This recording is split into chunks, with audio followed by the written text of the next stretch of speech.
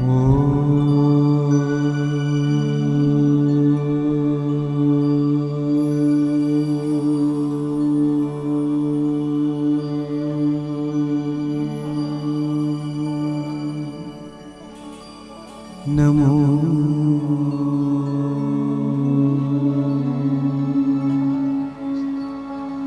भगवते वासुदेवाय।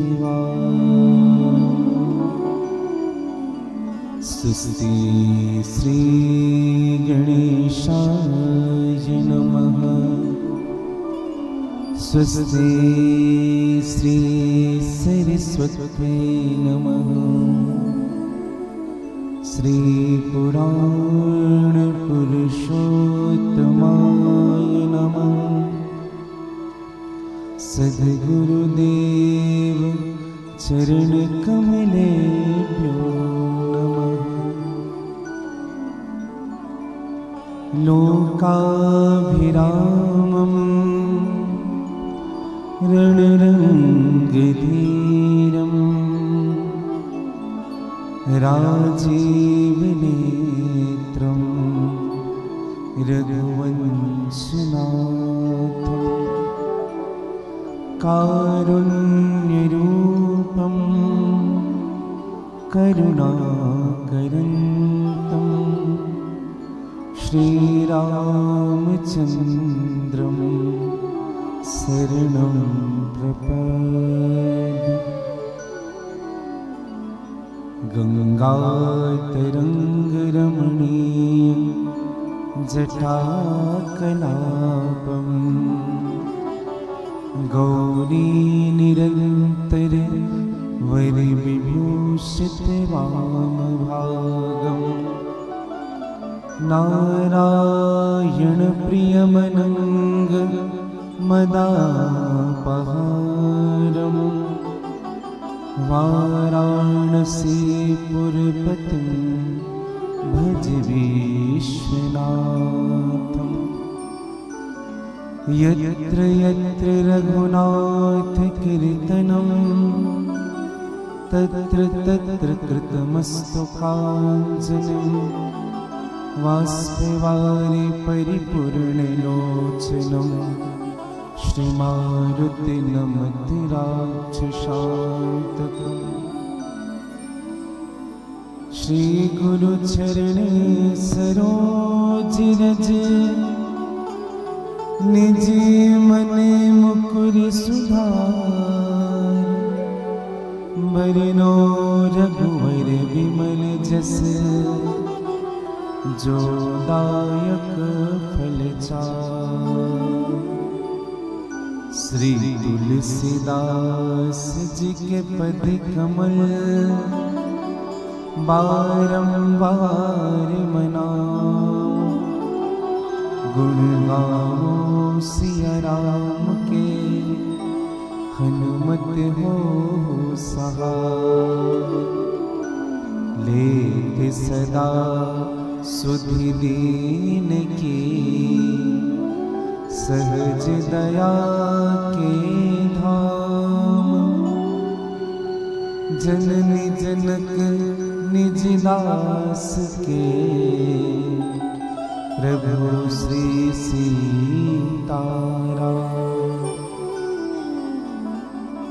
सिया राम में सब जग जानी करहु प्रणाम। जोरी जुग पानी।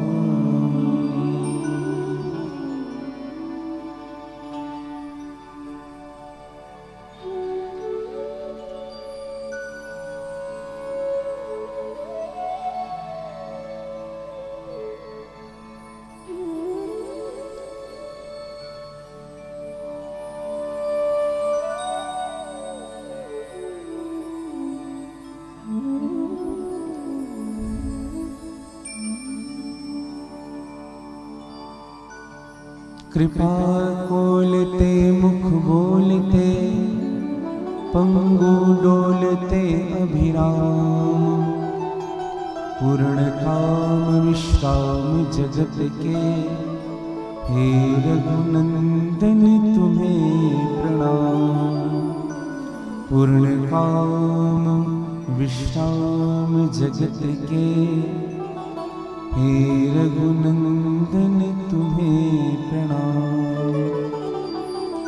सियावर रामचंद्र भगवान के जय। उमापति महादेव के जय। श्री हनुमान जी महाराज के जय। श्री भुवनपुरेश्वरनाथ भगवान की जय। आदि शक्ति श्री दुर्गा मैया की जय। श्री निकुंजेश्वरनाथ भगवान की जय। श्री राधे निकुंज धाम के जय। श्री राम कथा महामहोत्सव की जय। सद्गुरुदेव भगवान की जय। अपने अपने माता पिता की जय। सब संतन की जय। सब भक्तन की जय। जय जय श्री सीता, जय जय श्री राधेश्याम। नमः पार्वती पतये हरे हरे महादेव।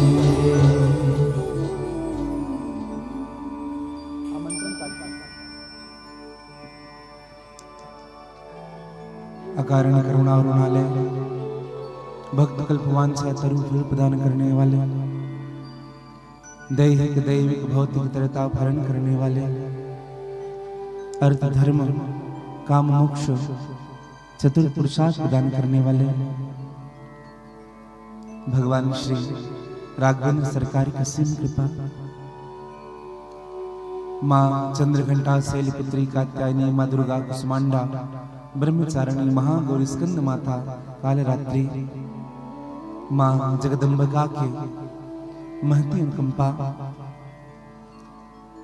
भंवरपुर का यह पवित्र स्थल जहाँ के अधिष्ठात्र देव भगवान श्री भंवरपुरेश्वर महादेव के असीम अनुकंपा, श्री हनुमान जी महाराज और परम पूज्य सद्गुरुदेव भगवान के सहज कृपा के फलस्वरूप छत्तीसगढ़ की पवित्र भूमि महासमुंद जिला का प्राण स्थलीय भगवान नरसिंहनाथ जहां विद्यमान है, निकट बसा हुआ यह पवित्र ग्राम भंवरपुर में हो रहे देवागमन परिवार के द्वारा श्री राम कथा महामहोत्सव में आए हुए आप सभी श्रोताओं का मेरे व्यासपीठ स्वागत करती है। इस कार्यक्रम के मुख्य आयोजक भगवान ने जिनको यश का पात्र बनाया, निमित्त बनाया, आदरणीय श्रीमती सुधा देवी देवांगन जी, यजमान के आसंदी परिविराजित हमारे आत्मीय श्री राकेश कुमार देवांगन से, आपकी सहचरणी श्रीमती अनुपमा देवांगन, साथ में कुसुम, विमला, बसंती, फलेंद्र, रीवा शंकर, श्री तीर्थराम जी, श्री नांदव देवांगन जी, श्री गौचरण जी, श्री विक्रम जी, श्री मंगल जी, श्री सीताराम जी, श्री उमेश देवांगन जी एवं समस्त देवांगन परिवार, भगवान की कथा रूपी अमृत का प्रवाह के आज सप्तम दिवस में आप और हम भगवत कथा के गंगा में अवगाहन प्राप्त करने यहाँ विराजित हैं। साथ में आए हुए हमारे बड़े ही आत्मीय गरियाबंद क्षेत्र भगवान श्री भूतेश्वर नाथ के समीप बसा हुआ गरियाबंद हमारे आत्मीय श्री सोहन सिन्हा जी, आपके समस्त परिवार, आसपास क्षेत्र से पधारे हुए भगवान के अनुग्रह विग्रह स्वरूप सभी संदर्भित, गरियाबंद से हमारी पूजनीय सभी माताएं, सभी बहनें,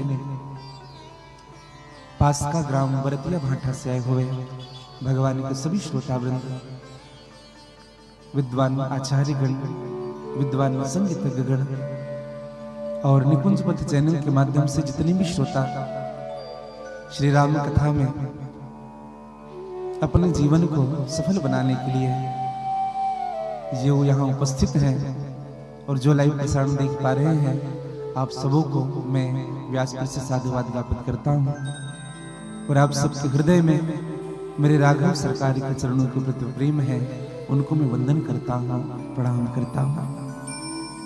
आइए आप और हम सब भगवत कृपा का पात्र बनने का प्रयास करें और पात्रता मन की पवित्रता से, वाणी की पवित्रता से और कर्म की पवित्रता से प्राप्त होते हैं। भगवान के नामों का आश्रय पश्चात जैसे मेरे गोविंद की इच्छा होगी, श्री हनुमान जी महाराज की इच्छा होगी, सदगुरुदेव भगवान की कृपा होगी, आज की कथा में हम प्रवेश करेंगे। एक बार सभी कह लीजिएगा, जय सिया राम। मंदिर के सामने बहुत ही सुंदर मनमोहक राधा वाटिका है जो मन को मोह लेता है। साथ में पूज्य महाराज जी के द्वारा निरंतर 9 सालों से रोहिणी गौधाम में सैकड़ों गौवंश की सेवा हो रही है।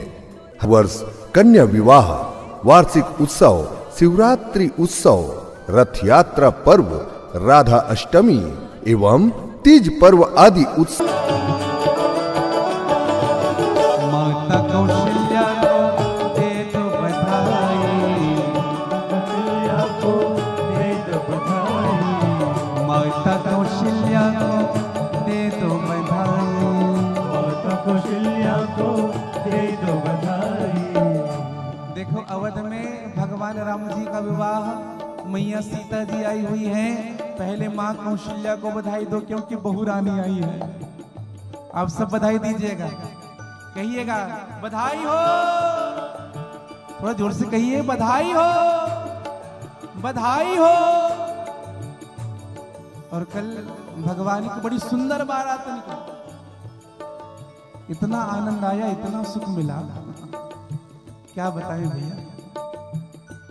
और जब बारात जब घर आई ना, तो श्रीमती सुधा देवी देवांगन, काहे मैया जी, अच्छा विश्राम कर रही है, कल खूब नाची है, थक गई है। बहुरिया का खूब बढ़िया स्वागत हुआ, और हमें तो ऐसा लग रहा है कि वही मैया कौशल्या है। तो आप और हम सब बधाई दे दे। माता कौशल्या को दे दो बधाई, माता कौशल्या को दे दो बधाई, माता कौशल्या को दे दो बधाई, माता कौशल्या को दे दो बधाई। अरे बड़े भाग्य से शुभ घड़ी आई, बड़े भाग्य से शुभ घड़ी आई, बड़े भाग्य से शुभ घड़ी आई। ओ बजत है, बजत है, बजत है आनंद बधाई, बधाई आज अवधपुरी में, बजत है आनंद बधाई, बजत है आनंद बधाई, बधाई आज अवधपुरी में, बधाई हो।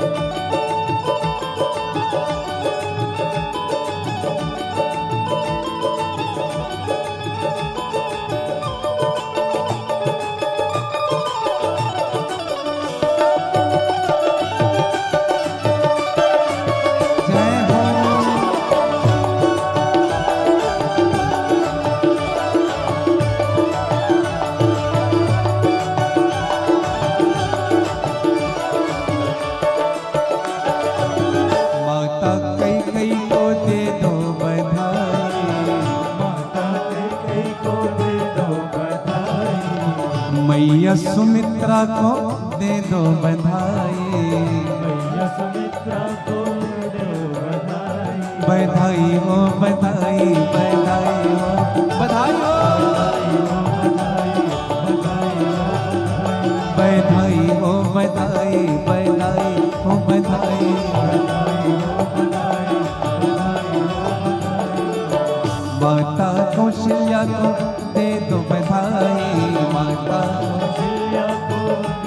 अरे तीनों रानियों को दे दो बधाई, बड़े भाग्य से शुभ घड़ी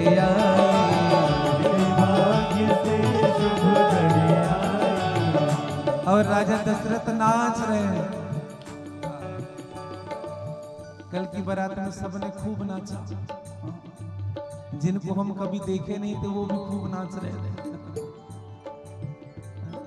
और इतना आनंद है भैया, मैं सत्य कहूं आपको, कल हमें भवनपुर ना त्रेता लगने लगा था और ऐसा आनंद, ऐसा उत्सव। हमने एक जन से पूछा, भैया ये लाइन यही समाप्त होगी? बोली यहाँ से नहीं गुरुदेव जी, चौक तक लाइन लगी हुई है। और बधाई देने के लिए भालू भी आए थे, शेर भी आए थे, अलग अलग नृत्य करने वाले अपने अपने विधा को साथ लेते आए थे।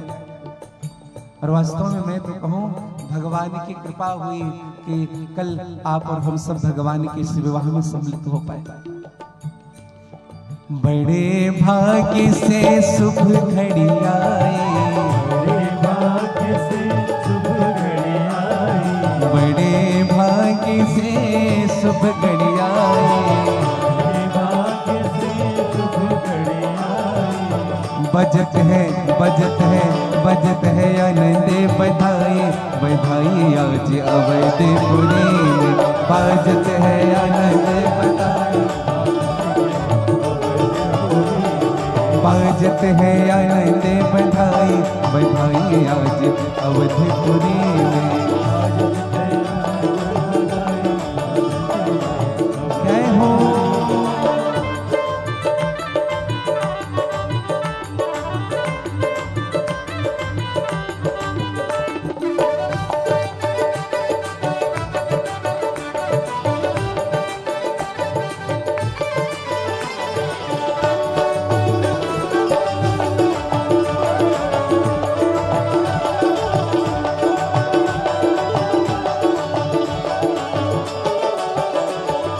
दशरथ लौटावे हा अन्न धन सोनवा,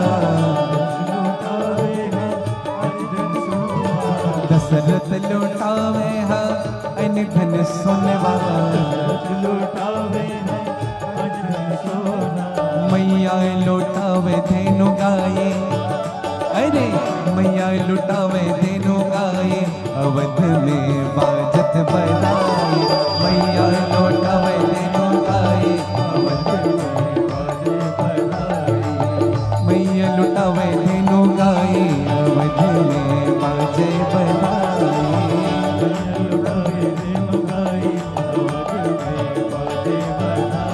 अरे बाजत है, अरे बाजत है, अरे बाजत है आनंद बधाई, बधाई आज अवधपुरी में, बाजत है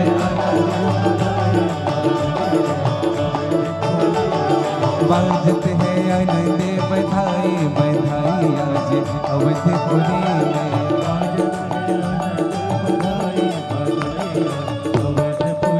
ओ बाजत है आनंद बधाई, बधाई आज अवधपुरी में।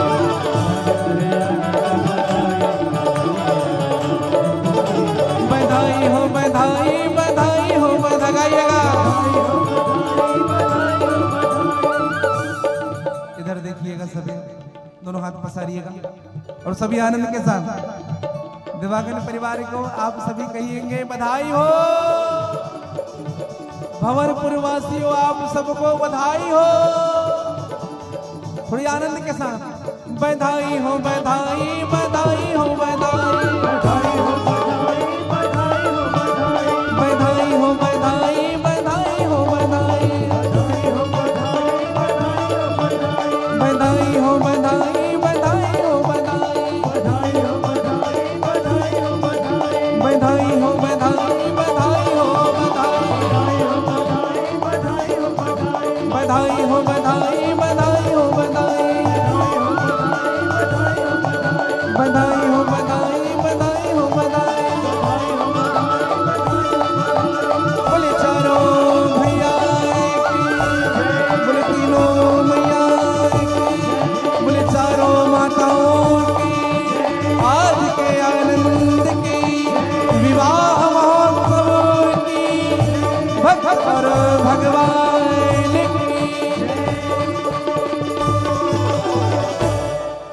बाजते हैं आनंद बधाई, बधाई आज अवधपुरी। और आनंद की बधाई बजी है भैया, जब तेरा राम ब्याही घर आए, नित नव मंगल मोद मनाए। लाइन से मेरी माँ कौशल्या, माँ कैकेयी और मैया सुमित्रा खड़ी हुई। भगवान राम जी आए, माँ सीता का स्वागत किया गया। अब दर्शन करिएगा, हमारे घर बहू आ रही है और बहू का स्वागत कैसे किया गया। हम जब बहू का स्वागत करते हैं ना, तो जब पहले बहू जब घूंघट उठाए, जब हम मुंह देखे तो मुंह जोनी के रूप में कुछ दिया जाता है, देते हैं कि नहीं? हाँ कि ना? कुछ तो ऐसे करिए अगर देते हैं। कुछ लोग अरे देते हैं तो हाँ हाँ, एक्शन और रिएक्शन कुछ तो होना चाहिए, तब तो हमें समझ आएगा। कुछ लोग 3 घंटे ऐसे ही रहते हैं, कुछ भी बोले ना, सर हिले ना, हंसे ना, रोए, कुछ भी। थोड़ी आनंद का उत्सव होता है ना भैया। देखो, जब माँ का आगमन हुआ, जब सीता मैया आई, तो सबने कुछ न कुछ दिया। मैया सुमित्रा ने अपनी मुद्री उतार करके दी। बेटी तू कितनी सुंदर है, और केवल सुंदर नहीं, सुंदर सहज सुशील सयानी। कैसे हो आप? सुंदर भी हो सीता, सहज भी हो, सुशील भी हो और सयानी भी हो बेटी। खूब बढ़िया स्वागत किया। कैकेयी मैया ने विचार किया मैं क्या दूं। तो मां कैकेयी मैया ने जब राम जी का जब सुना कि विवाह हो रहा है, जब जयमाला से जब विवाह हो चुका है, अब विवाह विधिवत होगी, तो मां कैकेयी ने मिस्त्री को बुला करके, राज्य मिस्त्री को बुला करके, विश्वकर्मा को बुला करके एक बड़ा सुंदर भवन बनवाया था मां कैकेयी को देने के, मां सीता को देने के लिए कैकेयी अम्बा ने। तो भवन की चाबी मां सीता के हाथ में रख दी।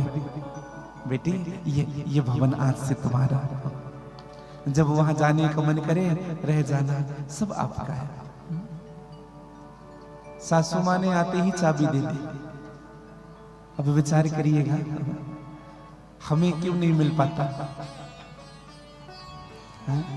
या कमी हम में होती है या कमी देने वाले में होती है? कभी कभी ऐसा होता है ना, कमी देने वाले में कम होती है। देखो, आखिर में उस साम्राज्य की जिम्मेदारी आपको ही मिलेगी। एक निवेदन करूं मेरे भाई बहन, जिस घर में हम जाते हैं ना, वो घर आपका है, यह विचार करके रखिए। उस घर का सुख, उस घर का दुख, उस घर का लाभ, उस घर की हानि, उस घर का यश, उस घर का अपयश आपका है। और समझिएगा कितना सुंदर व्यवहार किया। मां कैकेयी ने चाबी दे दी हाथ में। अब मां कौशल्या के सामने जब मां सीता आई, तो मां कौशल्या के पास कुछ भी नहीं है देने के लिए। मां कौशल्या विचार करने लगी, सुमित्रा ने तो मुद्री उतार करके दे दी, कैकेयी ने तो भवन बनाया, मैं क्या दूं अपनी बहू को?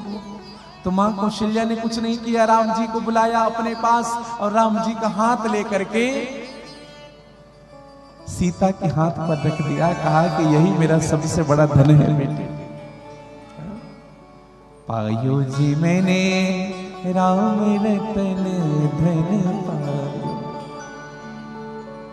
और ये धन को देने वाले कौन है बताएं आपको? वस्तु अमोलक दी मेरे सतगुरु। अगर राजा दशरथ गुरुदेव भगवान के पास नहीं जाते ना, तो मुझे यह पुत्र नहीं मिलता। और ये धन देने वाले मेरे गुरुदेव भगवान है। हाँ, और ये एक जन्म का नहीं बेटे, जन्म जन्म की पूंजी पाई। ये पूंजी है राम नाम जीवन की। अच्छे की निवेदन करूं मैं आपको, ऐसा कोई धन बताइए जो धन कभी छूटता नहीं है, जो धन कभी टूटता नहीं है, जो धन कभी लुटता नहीं है। कोई चुरा करके नहीं ले जा सकता उस धन को। ऐसा कोई धन बताइए। जो कभी टूटता नहीं हो, जो कभी छूटता नहीं हो, जो कभी फूटता नहीं हो, जो कभी फटता नहीं हो। कोई धन है ऐसा? कौन सा धन है? राम नाम का धन। और एक बात कहूं, संसार में जितने भी धन मिलेंगे ना भैया, या तो छूट जाएंगे, या टूट जाएंगे, या फट जाएंगे। हाँ? कोई धन कोई काम नहीं आएगा जीवन में। एक बात कहूं आपको, अगर आप इस धन की बात कर रहे हो ना, तो इस धन को ले जाकर, ये धन केवल यही भारत में चलने वाला है। दूसरे देश में जाओगे ना तो वहां का धन कुछ अलग है, वहां की करेंसी कुछ अलग चलती है, फिर वहां डॉलर चलता है। हर जगह ये धन काम आने वाला नहीं है, लेकिन एक धन ऐसा है जो हर जगह काम आता है, जो कभी टूटता नहीं, जो कभी फूटता नहीं, जो कभी फटता नहीं, जो कभी छूटता नहीं। कौन सा धन है? मीरा ने बात कही थी, खर्चे न खूटे को चोरी न लूटे। और उस धन को जितने बांटते जाओगे ना, दिन दिन बढ़ते सवायो। पायो जी मैंने राम रतन धन पायो, पायो जी मैंने राम रतन धन। और यही भगवान धन है जो धन रूप हमें प्राप्त हुआ। परम धन राघव सरकार ही है। तुलसीदास जी भी यही कहते, मेरे पास केवल राम नाम का धन है। और मां कौशल्या ने भी यही कही, प्रभु सीता ये मेरा धन है, और इनके अलावा मेरा कुछ भी नहीं बेटे, इसलिए मेरे बेटे का साथ मत छोड़ना। और दर्शन करिएगा मेरे भाई बहन, राजा दशरथ ने क्या निर्णय लिया। राजा दशरथ इंतजार कर रहे थे राम का विवाह कब हो और उनको यहाँ का राजा कब बनाओ। एक दिन की बात है, राजा दशरथ दर्पण देख रहे हैं, श्रवण समीप भय सित केसा, श्रवण समीप श्रवण समीप भय सित केसा,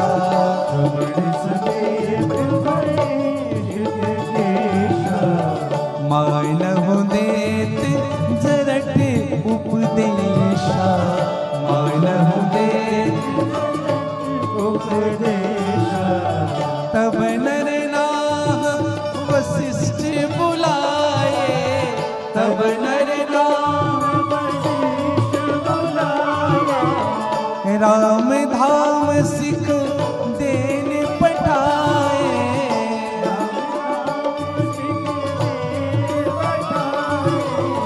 श्रवण समीप भय सित केसा,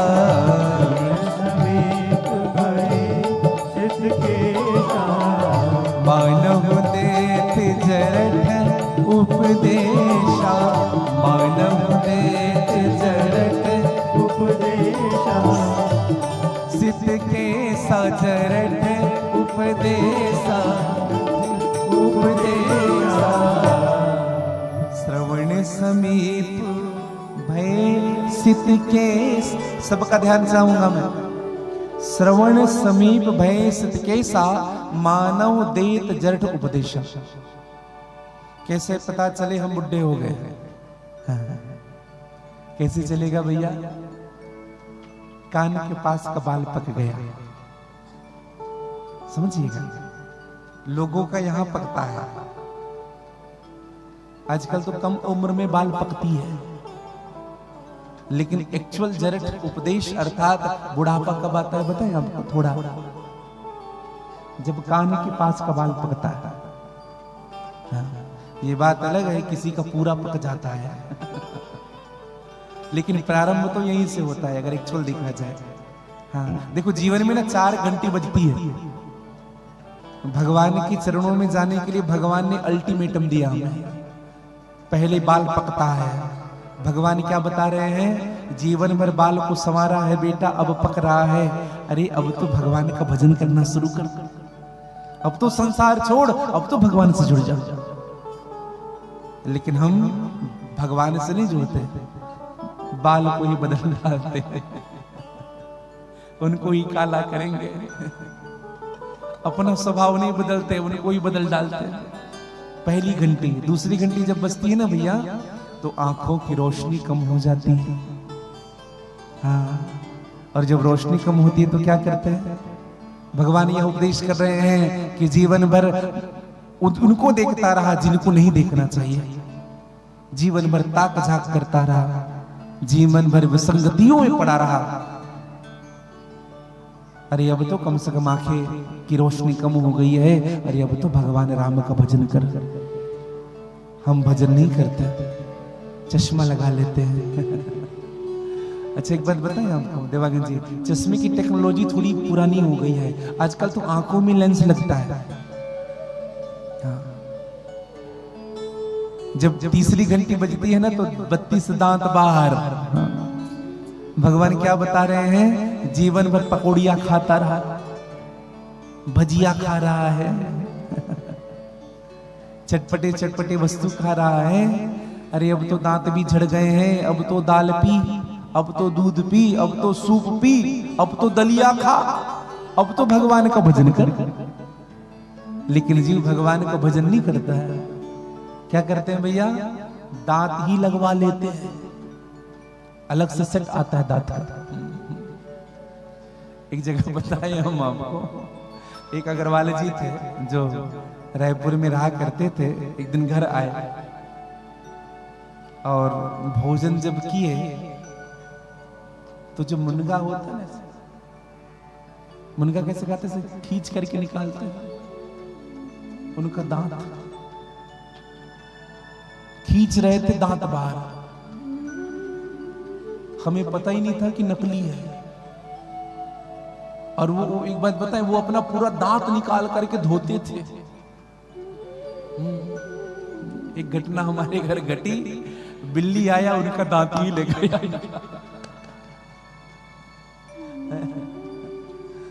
तो तब हमें पता चला भैया दांत का पूरा सेट ही अलग से आता है। तो लोग दांत नहीं बदलते, तो लोग भगवान का भजन नहीं करते। दांत जब टूटने लग जाए तो दांत ही बदल लेते हैं। जब चौथी घंटी बजती है ना भैया जीवन में, तो कमर 3 जगह से टेढ़ा हो जाता है। टेढ़ा क्यों होता है बताएं आपको? खूब अकड़ करके चलता था, मैं पंडित हूं, मैं कथावाचक हूं, मैं अधिकारी हूं, मैं धनवान हूं, मैं ज्ञानी हूं, खूब अकड़ करके चलता था। अरे अब तो तुम्हारा कमर भी झुक गया है, अरे अब तो भगवान का भजन कर। लेकिन जीव भगवान का भजन नहीं करता, तो करता क्या है? च्यवनप्राश, झंडू पंचारिष्ट, स्वर्ण भस्म, खूब मल्टीविटामिन खा रहा है, झुकने नहीं देंगे कमर पर। और जब जीवन में 5वीं घंटी बजती है ना भैया, तब ये प्राण बाहर निकलता है। राम नाम सत्य है, सबका यही गत है। और हमें तो लगता है मरने के बाद ही पता चलता है कि राम नाम ही सत्य है, बाकी सब झूठा है कि नहीं? अच्छा, नहीं तो जीते जी किसी व्यक्ति को बोल करके देखिएगा, भैया राम नाम सत्य है। क्या कहेगा सामने वाला? पगला तो नहीं गया है ये, उटपुटांग बात करता है। लेकिन एक बात कहें आपको, अगर वास्तव में देखा जाए तो भगवान का नाम ही सत्य है। और ये सत्य है, पता कब चलता है? मरने के बाद ही पता चलता है। जीते जी भगवान का नाम सत्य है, ये अनुभव नहीं होता। मरने के बाद ही भगवान का नाम सत्य है, ये अनुभव होता है। समझिएगा भैया। और जब ये प्राण बाहर निकलते हैं, राजा दशरथ जी ने विचार किया, पहली घंटी बजी है। एक निवेदन करूं, कान के पास ही बाल क्यों पकता है बताएं आपको? बचपन का जो साथी होता है ना, वो कान में लग के ही बात करता है। आप देखेंगे, आपका जो बचपन का साथी है वो आपके कान में लग के ही बात करेगा। क्या कान में लग के बात कर रहा है? मनोबाल यह उपदेश कर रहा है कि दशरथ, तुम और मैं एक साथ जन्म लिए। कैसे जन्म लिए? एक साथ जन्म लिए। जब तुम मां के गर्भ से जन्म लिए, तब मैं तुम्हारे साथ जन्म लिया। लेकिन उस समय मेरा रंग दूसरा था, लेकिन अब मेरा रंग दूसरा है। पहले मैं काला था, अब मैं सफेद हो गया हूं। मैंने अपना रंग बदल दिया है। राजा दशरथ, तू भी अपना रंग बदल दे, अर्थात राज्य राम को दे दे। और मानो ये उपदेश राजा दशरथ ने श्रवण किया। दर्पण देखा, कान के पास का बाल सफेद हो गया है। राजा दशरथ ने तुरंत निर्णय लिया और उसी समय तब नर नाह वशिष्ठ बुलाए। तब राजा दशरथ ने गुरुदेव भगवान को बुलाया। और जब गुरुदेव जी आए ना भैया, तो गुरुदेव जी का प्रणाम नहीं किया है दशरथ ने। यहाँ गोस्वामी जी लिखते हैं, जैसे ही वशिष्ठ जी आए, वशिष्ठ जी खड़े हुए, राम धाम सिख देन पठाए। कहा गुरुदेव जाओ राम जी को 2-4 बातें राज धर्म की सिखा दो, हम उनको राजा बनाना चाहते हैं, कुछ उनको सीख दे दीजिए। एक निवेदन करूं मैं आपको, गुरुदेव भगवान ने ही बोला था कि राम को राजा बनाओ। और आज जब गुरुदेव भगवान को बुलाया गया तो एक निवेदन करूं, गुरुदेव का अपमान हुआ है राजा दशरथ के द्वारा। अब आप कहेंगे महाराज गुरुदेव का अपमान कैसे हुआ राजा दशरथ के द्वारा? जब राम जी को प्राप्त करना था तो गुरु गृह गयो तुरंत महिपाला, चरण लागी कर विनय विशाला, निज दुख सुख सब गुरु ही सुनाओ, कह वशिष्ठ विधि समझाओ। जब भगवान को प्राप्त करना था तो गुरुदेव भगवान के पास गए थे दौड़ करके, गुरुदेव मेरे संतान नहीं है, गुरुदेव मुझ पर कृपा करो, गुरुदेव रो रहा है जाकर के। और आज जब संतान आ गया, बेटे की शादी हो गई, जब सब चकाचक हो गया तो गुरुदेव को बुलाया। ए गुरुदेव को बुला के लाओ जाओ। किसने बुलाया है? नरनाह राजा ने महाराज को बुलाया, गुरुदेव को बुलाइए। हमारा स्वभाव बदलता है भैया, समझिएगा। कभी हम जब गुरुदेव के शरणागत होते हैं, जब कुछ नहीं रहता जीवन में, तो हम गुरुदेव के प्रति हमारे मन में विनम्रता होती है। और गुरु की ही कृपा से जब सब कुछ मिल जाता है ना, तब हमारा व्यवहार बदल जाता है, समझिएगा। गुरुदेव भगवान जब पधारे, राजा दशरथ ने भेजा है। और जब राजा दशरथ जब गए, कहा कि राजा दशरथ ने कहा कि महाराज जाइए, राम को 2-4 बातें राज धर्म की सिखा दीजिए, कल उनको राजा बनना है। गुरुदेव भगवान गए राम के पास। राम के पास जब गुरुदेव भगवान जाने लगे, जब राम जी को किसी ने आकर के बताया गुरुदेव आ रहे हैं, राम जी अपने कमरे में नहीं रहे, कमरे से निकल करके दौड़े। गुरु आगमने सुनते रघुनाथा, द्वार आई पदना वही माथा। राम जी महाराज दौड़े, गुरुदेव भगवान आ रहे हैं। गुरुदेव भगवान आधे रास्ते में ही पहुंचे थे, मेरे राम जी ने दौड़ करके गुरु के चरणों में शीश रख दिया और चरणों में शीश रख करके हाथ जोड़ करके प्रणाम किया। गहे चरण सिय सहित बहोरी। केवल राम ने नहीं, मां सीता को भी साथ लेकर के भगवान राम ने प्रणाम किया है। और हाथ जोड़ करके बोले राम कमल कर जोड़ी। राम जी ने कहा गुरुदेव सेवक सदन स्वामी आगमनो, मंगल मूले अमंगल गम। गुरुदेव सेवक के सदन में स्वामी का आगमन मंगल सूचक होता है, लेकिन ये उचित नहीं है गुरुदेव। अपितु सेवक के सदन में, सेवक के घर में स्वामी आ जाए, ये सबसे सौभाग्य का विषय है। लेकिन गुरुदेव इस दास को आज्ञा कर दिया होता, एक बार तो कहते राम को बुला लो, मैं सर के बल आपके पास आ जाता है गुरुदेव। ये उचित नहीं हुआ। गुरुदेव ने कहा कि बेटा पिता की आज्ञा थी, तुम्हारे पिताजी ने कहा कि जाओ राम के पास। और राम मैं इसलिए नहीं आया राम कि आज मैं तुम्हें राजा धर्म की बातें सिखाऊं। राम मैं जानता हूं कि कल तुम राजा बनोगे, तुम्हें राजा धर्म की सारी बातें याद है, तुम्हें मैं क्या सीख दूं राम। बस इतना याद रखना बेटा, राम करहि सब संयम आज। राम सब काम करना संयमित होकर के करना बेटा। सुबह उठ करके गौरी गणेश का प्रणाम करना, पूजन करना, भगवान विष्णु का अभिषेक करना, जो आपके कुल देवता हैं, अपने माता पिता का आशीर्वाद ले लेना बेटा। लेकिन इतना याद रखना, राम करिए सब संयम आजू, जो विधि बाह निभावे काजू। अगर विधाता ने सफलता से निभा दी तो तुम कल राजा बन जाओगे। क्वेश्चन मार्क लगा दिया गुरुदेव ने, प्रश्नवाचक चिन्ह लगा दिया।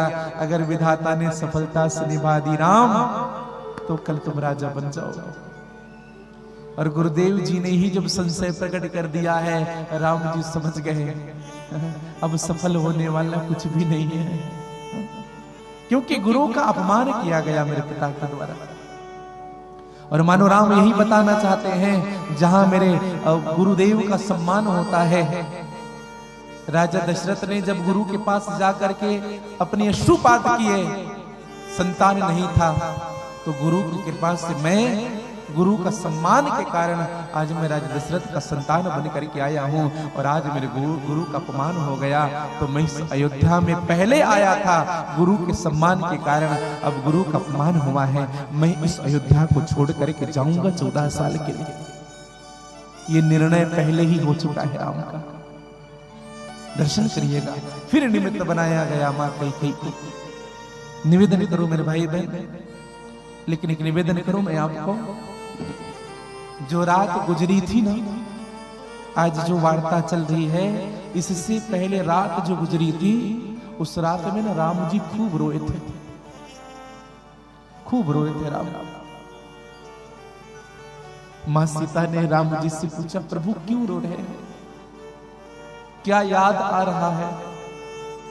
राम जी ने कहा, मेरे छोटे भाई भरत की याद आ रही है। अगर मेरा भाई भरत होता ना सीता, तो मैं सत्य कहूं पूरे अयोध्या में उससे खुश कोई नहीं होता। राम ही बंधु सोच दिन रात, राम को बंधु की चिंता लगी हुई है, भरत की चिंता लगी हुई है। कैसे भाई होंगे बताइए भैया? राम को राज्य प्राप्त करना है, भाई को याद कर रहे हैं। हम जब रजिस्ट्री करने जाते हैं ना, तो पहले ही प्रार्थना करते हैं, भाई मत रहे भाई मत चले साथ में, उनके अब्सेंस में बंटवारा हो जाए, ज्यादा हमें मिले कम उनको मिले। आजकल दशा बताएं आपको, भाई से अपना संबंध इस कदर जोड़ लेते हैं कि खुद मलाई खाकर भाई के लिए चारा छोड़ देते हैं। प्रेम अगर अधिक उमड़े तो मामले को ही दबा देते हैं, कोई न मिले तो भाई को ही चारी की तरह चबा लेते हैं।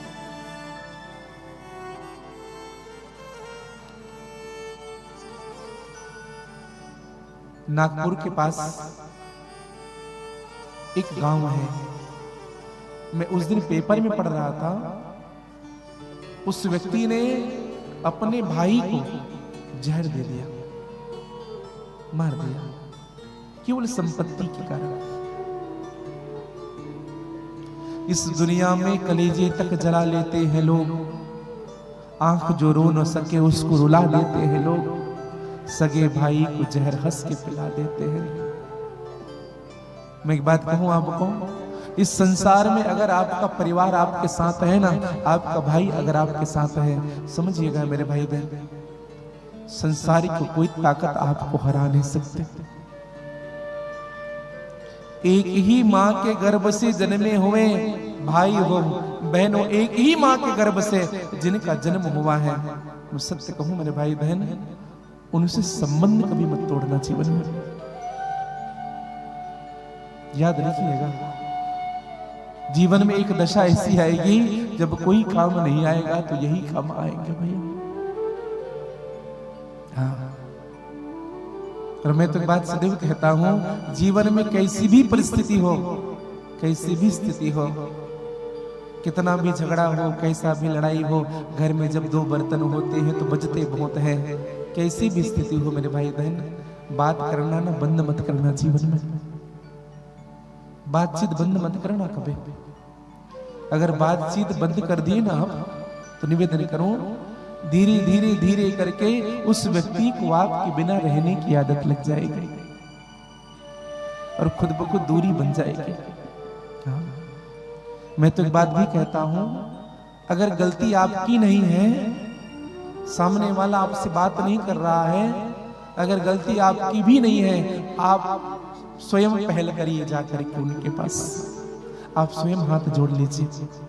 ठीक है, एक बात कहूं, जो व्यक्ति बिना अपराध के, बिना गलती के आपके सामने झुकता है ना भैया, उस व्यक्ति को जीवन में कभी खोना मत। जो बिना कारण के आपके सामने हाथ जोड़ता है, जो बिना कारण के आपके सामने सर झुकाता है, आपकी हाँ में हाँ मिलाता है, आपकी ना में ना मिलाता है, उस व्यक्ति को कभी अपने से दूर मत करना। ऐसे लोग जब दूर होंगे ना तो कुछ बचने वाला नहीं है जीवन में। संसार भले ही आपको दिखेगी कि आपको प्रेम कर रहा है, लेकिन अपना जो होता है अपना ही होता है। भगवान राम जी ने कहा, राम ही बंधु सोच दिन राते। भगवान राम विचार कर रहे हैं, काश में राजा ना बना होता, काश पिताजी का ये क्रम कैंसिल हो जाता। और राम जी आज वही विचार कर रहे हैं कि मैं रात में विचार कर ही रहा था कि मैं राजा ना बनता, कुछ दिन के लिए ये समय टल जाता। और आज गुरुदेव भगवान ने ऐसी कृपा कर दी मुझ पर कि गुरुदेव जी ने प्रश्नवाचक चिन्ह लगा दिया। अगर विधाता ने सफलता से निभा दी तो तुम राजा बन जाओगे राम। और समझिएगा भैया, यही दशा होगी। भगवान राम जी को सीख दे करके गुरुदेव भगवान चले हैं और सब विचार कर रहे हैं, क्योंकि कल होने वाला है, कल राम राजा बनेंगे।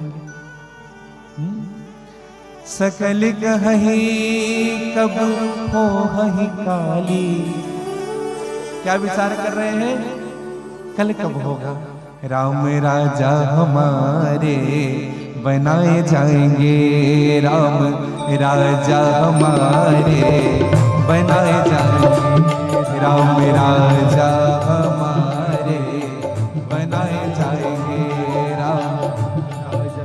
सब आनंद है, ओ राम राजा हमारे बनाए जाएंगे, राम राजा राम राजा हमारे बनाए जाएंगे, सब आनंद से नाच रहे हैं, राम राजा हमारे बनाए जाएंगे, राम राजा हमारे राम राजा हमारे बनाए जाएंगे,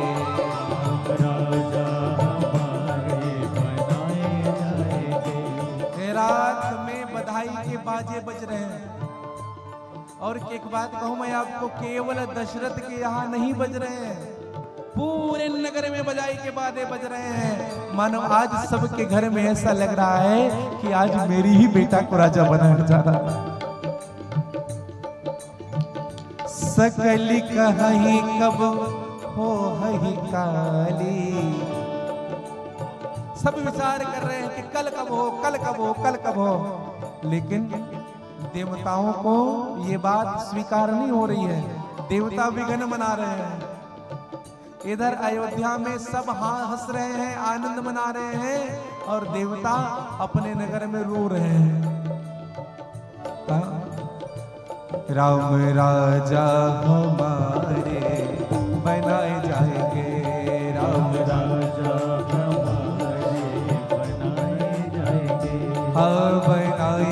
जाएंगे, बनाए जाएंगे, बनाए जाएंगे। विघ्न मनावहि देव कुचाली। देवता रो रहे हैं, क्यों रो रहे हैं बताएं आपको। रात्रि में जब बाजा बजने लगे ना तो सबको बढ़िया लग रहा है, देवताओं को अच्छा नहीं लग रहा है। क्यों अच्छा नहीं लग रहा है? जैसे चोर को चांदनी की रात अच्छी नहीं लगती, उसी प्रकार से राम राजा बनेंगे, ये देवताओं को अच्छा नहीं लग रहा। अब देवता रात भर मीटिंग किए, क्या करे कि राम राजा ना बने। तो देवताओं ने विचार किया किसी न किसी के मन को बदलना पड़ेगा। और मन को बदलेगी कौन? माँ भगवती, माँ सरस्वती। और सभी देवता गए हैं माँ सरस्वती के पास। देवताओं ने जाकर के माँ सरस्वती से कहा, मैया कृपा करो, मैया कृपा। क्या कृपा? राम राजा ना बन पाए, किसी तरह से ये प्लानिंग कैंसल हो जाए। सरस्वती मैया ने कहा, अरे देवताओं, ऊंच निवास नीच कर तूती, देख न सकई पराई विभु। ऊंचे स्थान पर बैठे हो देवताओं, लेकिन दूसरे को आगे बढ़ते हुए नहीं देख रहे हो। देख सकई पराई विभूति, अरे कुछ तो शर्म करो। देवताओं ने कहा, मां आपको पता नहीं राम जी राजा बन जाएंगे तो फिर अपने में ही व्यस्त हो जाएंगे। फिर विप्रधेनु सुर संत हितलिन्न मनुष्य अवतार, विप्रो की रक्षा कौन करेगा? धर्म की रक्षा कौन करेगा? हम सब की रक्षा कौन करेगा? मां रावण को कौन मारेगा? अधर्म बढ़ जाएगा मां, कुछ करिए।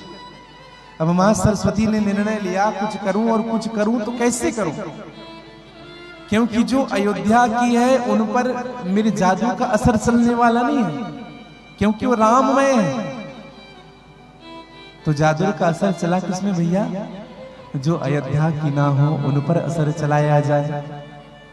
और ये अयोध्या की कौन नहीं थी बताएं आपको? मंथरा। और उसी मंथरा के नाम मंथरा मंदमती, चेरी कई कई फेरी। कौन है? कई कई की दासी है मंथरा। और सरस्वती मैया ने कहा कि इसी मंथरा के बुद्धि को पलट दिया जाए। और मंथरा की बुद्धि को ऐसा पलटा कि जब सुबह जब मंथरा उठी ना, चीप लगा दिया। कौन सा चीप? Antivirus cheap. मंथरा के दिमाग में वायरस भर दिया भैया। और वायरस भरा तो क्या, देखो एक बात कही आपको, मंथरा कौन है बताएं आपको? जब भगवान की कथा हो रही हो ना और आप कथा में जा रहे हो तो रास्ते में, अरे अभी मत जा, कल कथा में जाना, अभी एक दिन और बचा, चल थोड़ा घूमने जाते हैं। समझ लीजिएगा, आपको जो भगवान से दूर कर दे ना वही मंथरा है। आपको राम से दूर कर दे वही मंथरा है। आज मंथरा ने देखा क्या? देख मंथरा नगर बनावा, मंजुल मंगल बाज बधा। पूरे नगर में बधाई के बाजे बज रहे हैं। मंथरा ने देखा इतना बाजा क्यों बज रहा है, और मंथरा ने एक नागरिक से पूछ लिया, कहा कि हो क्या रहा है भैया, क्या चल रहा है, ये इतने नगर को क्यों सजाया जा रहा है, ये बधाई के बाजे क्यों बज रहे हैं? उस व्यक्ति ने कहा कि तुम्हें पता नहीं, राम तिलक सुने भाव उड़ता हुआ, राम जी का तिलक होने वाला है, राम जी राजा बनने वाले हैं। मंथरा को ऐसा लगा ये बात सुन करके जैसे किसी सूखे वृक्ष में बिजली पड़ गया हो और वृक्ष सूख गया। मंथरा को ऐसा लगा कि किसी ने पिन चुभा दिया हो जोर से। मंथरा विचार करने लगी, करई विचार कुबुद्धि कुजानी। विचार क्या कर रही है? राम राजा बनेंगे, राम राजा बनेंगे, मैं राम को राजा बनने नहीं दूंगी।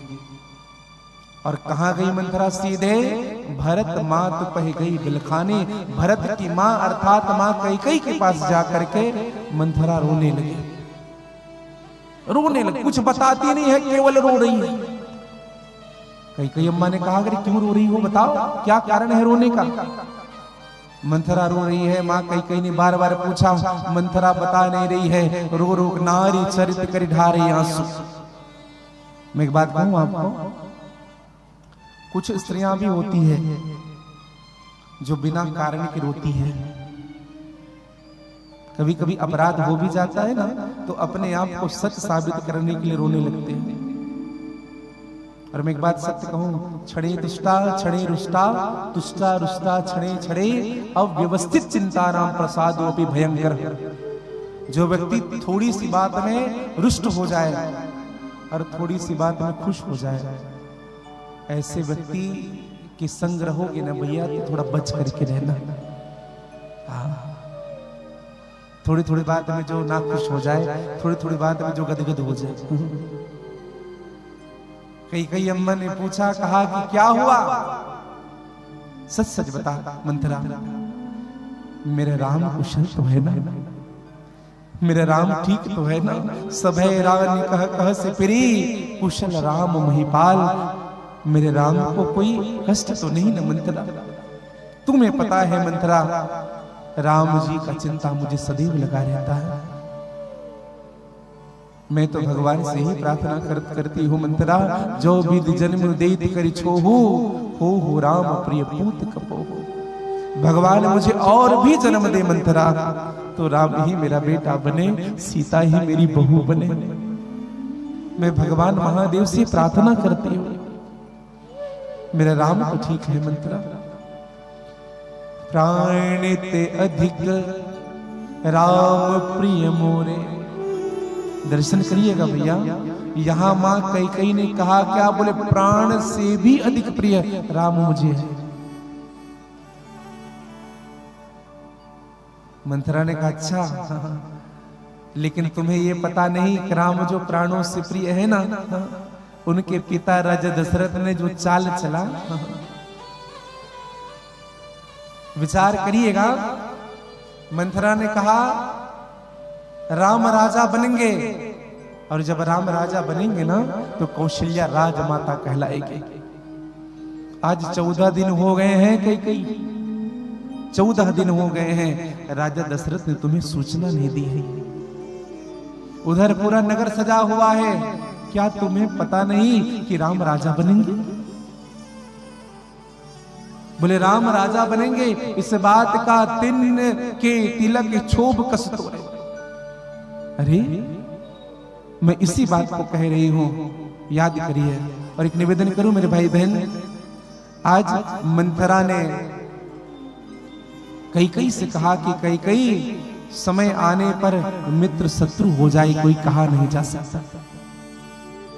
जिस सूर्य का प्रकाश किसी वृक्ष पर पड़ता है, अगर उस वृक्ष में आसपास अगर जल ना हो तो वही सूर्य का प्रकाश उस वृक्ष को जला करके भस्म कर देता है।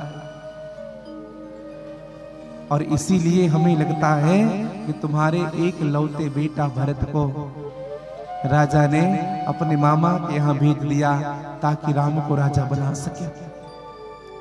आज 14 दिन हो गए, पूरा अयोध्या सज रहा है। सुनु मंथरा बात फुरी तोरे, दाहिने आंख नित फरिकत मोरे। पहले तो माँ कैकेयी ने की बात कही, माँ कैकेयी ने कहा कि मंथरा विचार करके बात कर, जो घर पूरी की बात कही दोनों आंखें निकलवा दूंगी, पूरे बाल निकलवा दूंगी, जीभ तुम्हारे खिंचवा दूंगी। जो घर फोड़ी की बात कही, कैकेयी को खूब सुनाया। और एक बात कहूं मेरे भाई बहन, को न कुसंगति पाई न साई, रहय नीच मते चतुराई। कौन कुसंग पा करके नहीं बिगड़ता है मेरे भाई बहन? कुसंगी के साथ रहोगे ना तो जीवन में दोष आएगा ही आएगा। शराब पीने वाले व्यक्ति, भक्षा खाने वाले व्यक्ति, दुष्ट व्यक्ति के साथ रहोगे तो कहीं ना कहीं उनके कुसंग तुम्हारे जीवन में आएंगे ही आएंगे। संगत से गुण आता है, संगत से गुण जात। आपका कितना भी अच्छा गुण हो, संगत ऐसी होगी कि आपका गुण समाप्त हो जाएगा। आप देखेंगे किसी सत्संगी व्यक्ति के साथ आप रहना प्रारंभ कर दीजिए, आपका निज जीवन खुद ब खुद सुधरना प्रारंभ हो जाएगा। और किसी कुसंगी के साथ रहिएगा भैया, आप शराब नहीं पीते, वो डेली शराब पीता है, आप जब उनके साथ चलोगे ये आदमी भी ठीक नहीं होगा, इसलिए साथ घूमता है। समझिएगा, ये कुसंग का प्रभाव होता है। और आज विचार करने लगे। माँ कई स्तब्ध हो गई। कई माँ ने कहा इसीलिए मेरा दाहिना अंग फड़क रहा है मंथरा, इसलिए मेरा दाहिना अंग फड़क रहा है। और मुझे लगता है कि ये सही है कि राजा दशरथ का ये चाल। और माँ कई को बड़ा दुख हुआ, और माँ कई को दुख हुआ। एक निवेदन मैं आप सबसे करना चाहूंगा, ये कई कौन थी कई? और ये मंथरा कौन है? ये मंथरा और कोई नहीं भैया, ये मंथरा कश्मीर में रहती थी, कश्मीर में। और ये मंथरा कौन थी बताएं आपको? ये कश्मीर में रहने वाली एक मृगी थी। मृगा की पत्नी जो होती है उनको मृगी कहते हैं। और इसी मृगी की एक बेटी थी जो मृगी के रूप में अपने पति के साथ भ्रमण कर रही थी। तो कई के जो पिताजी थे, समझिएगा, अश्वपति, कई के जो पिता थे, उन्होंने उस मृगा को शिकार से मार डाला। शिकार करने गया था, उस मृगा को मार डाला। अब उनकी जो पत्नी थी मृगी, उन्होंने अपने मां को आकर के बताया, कहा कि मां, राजा कई ने उस हमारे पति को समाप्त कर दिया, मार दिया। और जब उनकी मां अपनी बेटी को साथ लेकर के गई, कहा कि राजन अब छोड़ दो, इनको छोड़ दो, तुम धर्मात्मा राजा हो, हम अपने दामाद को जीवित कर देंगे। फिर भी वह अश्वपति नहीं छोड़ रहा है, कई के पिता नहीं छोड़ रहे हैं। अंत में उनकी पत्नी अर्थात उस मृगी की बेटी भी पास गई, तो उनको भी मार दिया उस राजा ने। मृगी को बड़ा क्रोध आया और मृगी ने श्राप दे दिया, कहा कि जाओ, आज तुमने मेरे दामाद को मार दिया, समाप्त कर दिया तुमने। एक दशा ऐसी आएगी कि तुम्हारे भी निज जीवन में तुम्हारा भी दामाद तड़प तड़प करके मरेगा। और निवेदन करूं, यही मृगी मंथरा बनी भैया, यही मृगी मंथरा बनी, जिनके कारण एक दशा, जिनके कारण आज कई की बुद्धि बदली, और कई की बुद्धि बदलने के बाद राजा दशरथ की मृत्यु हुई। दूसरी दृष्टि अगर आपसे मैं निवेदन करूं तो जब कई के साथ राजा दशरथ ने विवाह किया, तो कई के पिता ने राजा दशरथ से वचन ले लिया था कि महाराज, हमारी बेटी का विवाह तो आपके साथ हो रहा है, लेकिन एक वचन दो, एक शर्त में विवाह करेंगे, हमारी बेटी से हुआ पुत्र ही आपके राज्य का उत्तराधिकारी होना चाहिए। और यही वचन दिया था राजा दशरथ ने, रघुकुल रीति सदा चली आई, प्राण जाए पर। समझिएगा। और इसीलिए ना मंथरा को दाइज के रूप में कई के साथ भेज दिया था। मंथरा का नाम पहले था रेखा। क्या नाम था? रेखा। यह बुखार पीड़ित हालत में ना ठंडा पानी पी गई थी, कमर 3 जगह से अकड़ गया था। और मंथरा को भेजा भी इसलिए था कि राजा दशरथ अगर अपने बड़े पुत्र को राज्य देने लगे तो तू याद दिला देना। हाँ, क्योंकि राजा दशरथ ने वचन दिया है, वह वचन से पीछे ना हटे। और एक निवेदन करो, आज कई को जो बात कही है, कई ने बात स्वीकार कर लिया। आज राजा दशरथ आए हैं। राजा दशरथ सबसे पहले आकर के कई अम्बा से मिलते थे। राजा दशरथ ने आकर के जब देखा तो कई नहीं है। पूछा, कई कहाँ है, रानी कहाँ है? कहा, महाराज रानी कोप भवन में है। कोप भवन सुनते ही राजा दशरथ के हाथ पैर ठंडे पड़ गए। क्या हुआ, कैसा हुआ? यह सुनी मन गुनी सपति बड़ी, मन में भाव आया सुन करके। कहा कि हे भगवान, क्या हो गया? आनंद की बाजी बज रहे, बधाई के बाजी बज रहे हैं, ऐसा अपयश क्यों लगने वाला, मुझे ऐसा क्यों लग रहा है? राजा दशरथ के बाएं अंग फड़क रहे हैं भैया। राजा दशरथ गई है कोप भवन में कई के पास। कई अपने कोप भवन में है, लेकिन शरीर में कोई श्रृंगार नहीं है। राजा दशरथ ने कहा, कई क्या हुआ? कई बता, कई तुम्हारे दुख का कारण क्या है? तुम्हारे क्रोध का कारण क्या है? बता, तेरा अनिष्ट किसने किया है? मेरे परिवार में, मेरे कुटुंब में, या किसी देवता, गंधर्व, किन्नर ने अगर दुस्साहस किया हो तो उनको जीवित नहीं छोड़ूंगा। क्या कारण है बता? तुम्हारे क्रोध का कारण बता, तुम्हारे दुख का कारण बता। और जब कई कुछ नहीं कही ना, तो पास में जाकर के बैठ गए राजा दशरथ, हाथ पकड़ ली। बारे बारे राव सुमुखी सिलोकन पिक बचनी, कारण मुहि सुना गज गाँव निज को कर। ए सुमुखी, ए सुलोचनी, ए पिक बहनी। अब बताओ, 60 साल की मैया सुमुखी होगी, सिलोचनी होगी, पिक बहनी होगी, गजगामनी होगी, लेकिन राजा दशरथ ने कहा कारण वही सुनाओ, गजगामनी निज को कर। कई अम्मा ने कहा कि महाराज झूठे हो, झूठ कहते हो महाराज। राजा दशरथ ने कहा, हम और झूठ? क्या झूठ कह रहे हैं? मांगने कह रहे हो, यही झूठ है महाराज। आज तक मांग कहे, लेकिन दिया एक भी नहीं। राजा दशरथ ने कहा, अच्छा अब समझ में आया, उस समय 2 वरदान मैंने तुमसे कहे थे, उसी को मांगना चाह रही है ना? अरे कई 2 के 4 ही मांग तुम ले। अरे 2 के बदले 4 मांग ले, लेकिन अपनी गुस्सा छोड़। कई ने कहा कि महाराज सच कह रहे हो? महाराज बोले हाँ। सच कह रहे हो? बोले महाराज। बोले हाँ। कई ने कहा, सच कह रहे हो महाराज?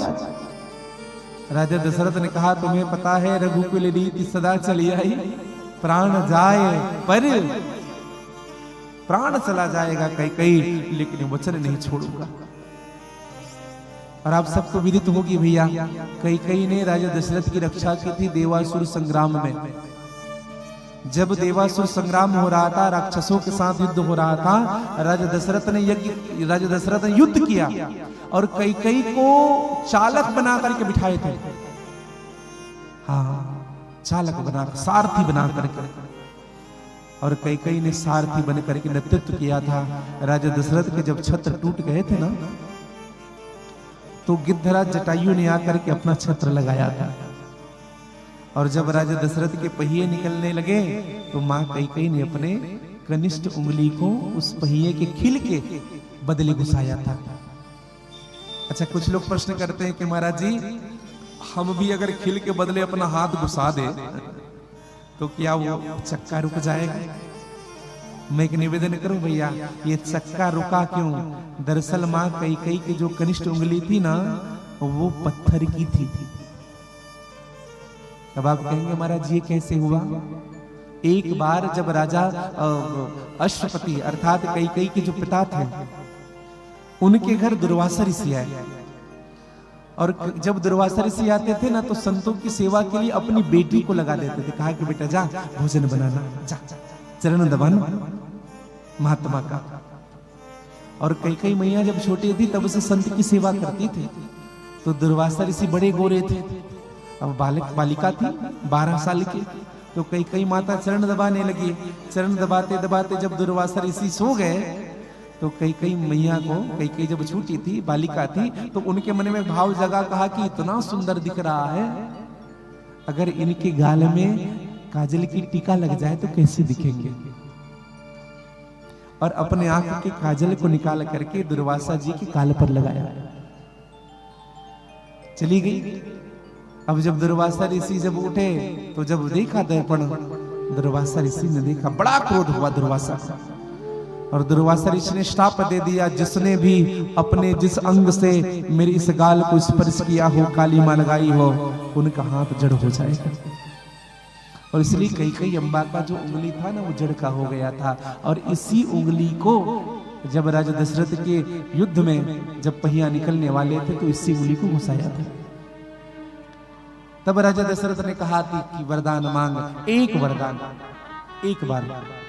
और दूसरा वरदान, जब राजा दशरथ के साथ युद्ध हो रहा था तो बाण राजा दशरथ के हृदय को लगने वाला था, तो स्वयं कैकेयी ने जा करके उस बाण को भाले से तोड़ दिया।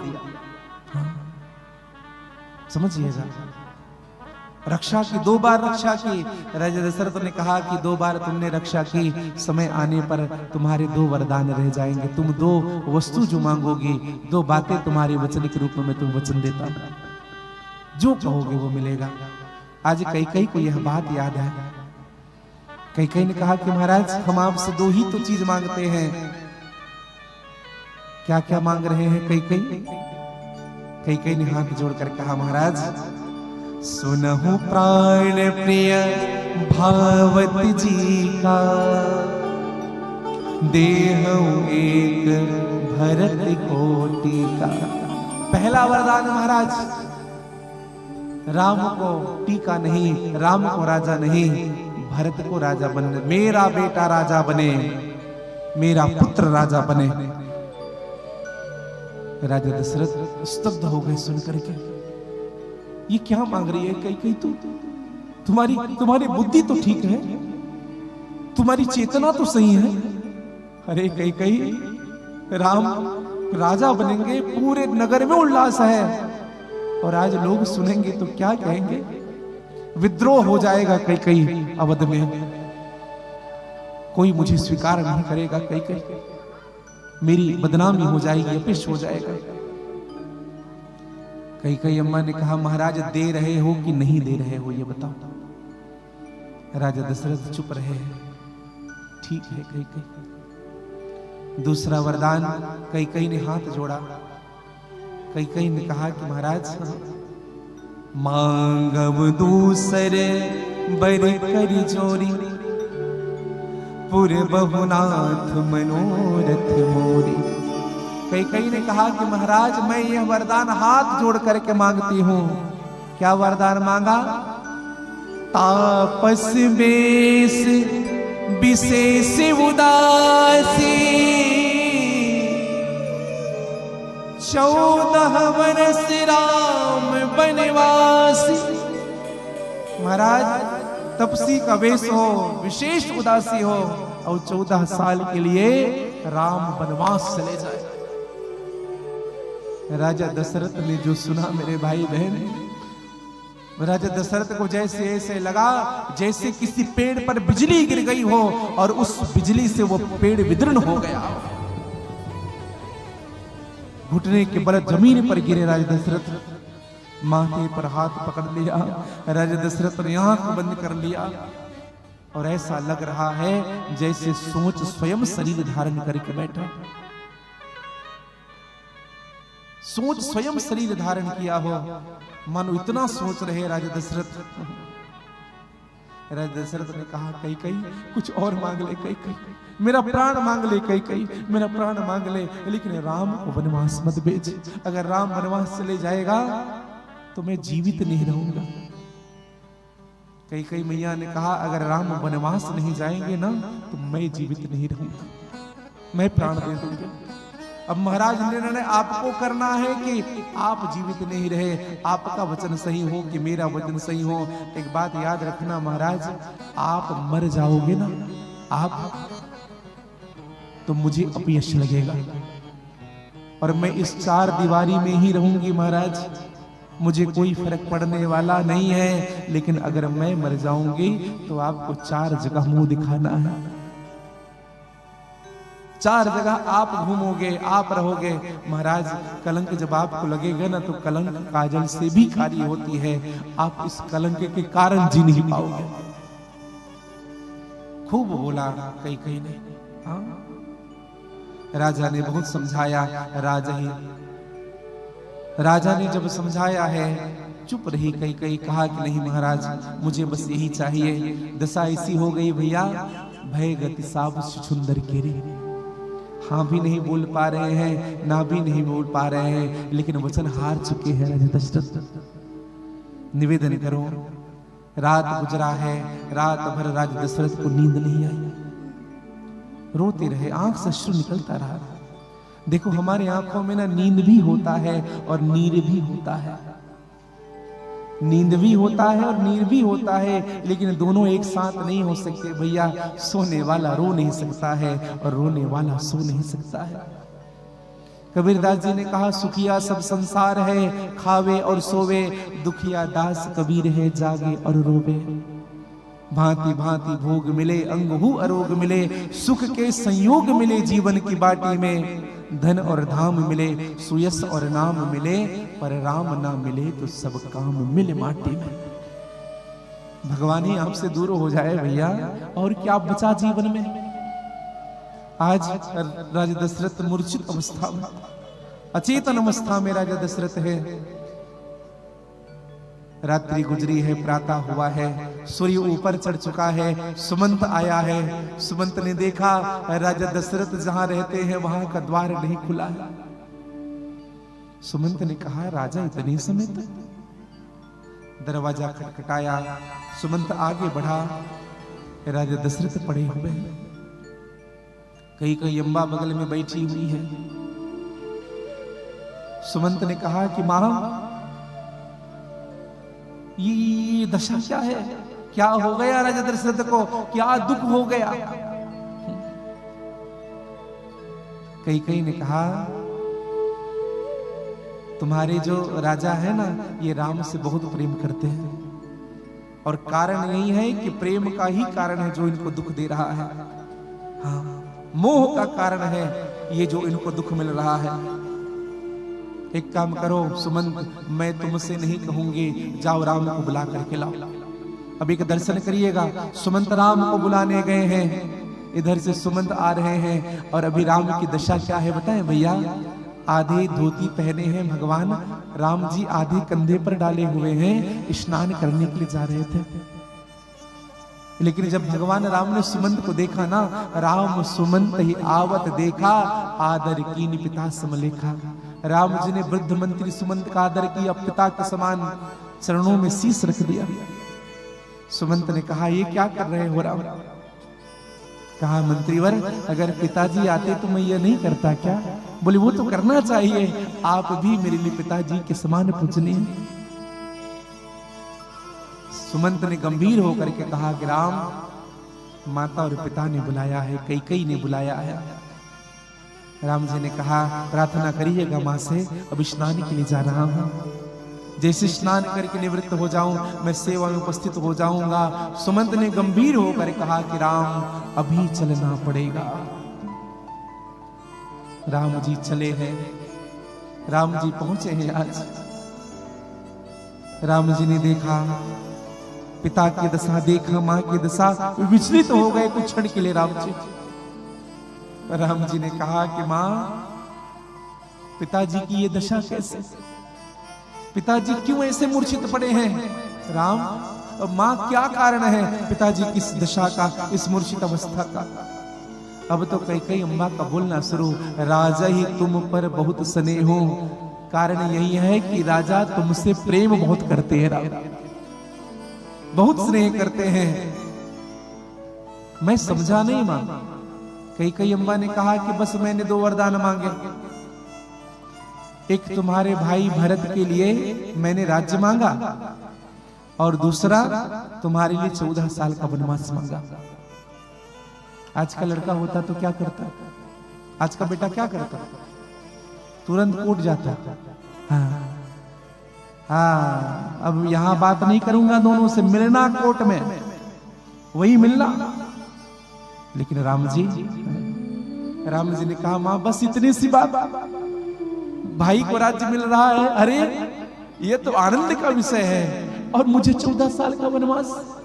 मां थोड़े ही बात पिता ही दुख भारी, और होत प्रतीत न मोहि मत तारी।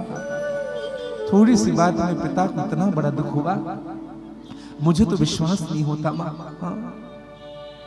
कहा मां लेकिन एक प्रश्न करूं मां, एक बात पूछूं, मेरा अपराध क्या है मां, मुझे वन भेजा जा रहा है, क्या कारण है मुझे वन भेजा जा रहा है। जब कोई व्यक्ति राज्य छोड़ता है, जब उनको बाहर निकाला जाता है तो उनको सजा दिया जाता है, तो उनके पीछे कुछ अपराध होता है। माँ मुझे मेरा अपराध बता दो माँ, मुझसे भूल क्या हुई। मैं एक बात कहूं मेरे भाई बहन, इतनी सारी घटना घटी कई अम्मा के साथ, लेकिन कुछ क्षण के लिए ही माँ कई बदल गई। राम की वाणी का प्रभाव ऐसा पड़ा कि माँ कई बदल गई, और माँ कई के मुख से निकल गया, तुम अपराधे जोग नहीं ताता। राम तुम अपराधी हो ही नहीं सकते। तो कहा महाराज माँ जब मैं अपराधी नहीं तो मेरे वन जाने में किस किस को सुख मिल रहा है? मैं घर तो छोड़ रहा हूं, लेकिन मेरे वन जाने में कौन कौन सुखी हो रहा है? माँ कई ने कहा कि बेटा तुम अपराध जोग नहीं ताता, जननी जनक बंधु सुख दाता। सबसे पहली जननी मेरी बात रह जाएगी राम, जनक तुम्हारे पिताजी की बात रह जाएगी, रघुकुल रीति सदा चली आई, जो वचन दिया है वो निभ जाएगा, और बंधु अर्थात तुम्हारे छोटे भाई को राज्य मिल जाएगा राम। भगवान राम जी ने कहा कि माँ अरे तीन फायदे मेरे बन जाने से। माँ अगर मैं बन नहीं जाता हूं ना, जो न जाऊं ऐसे ताता, प्रथम गिनहि मुहि मूढ़ समाजा।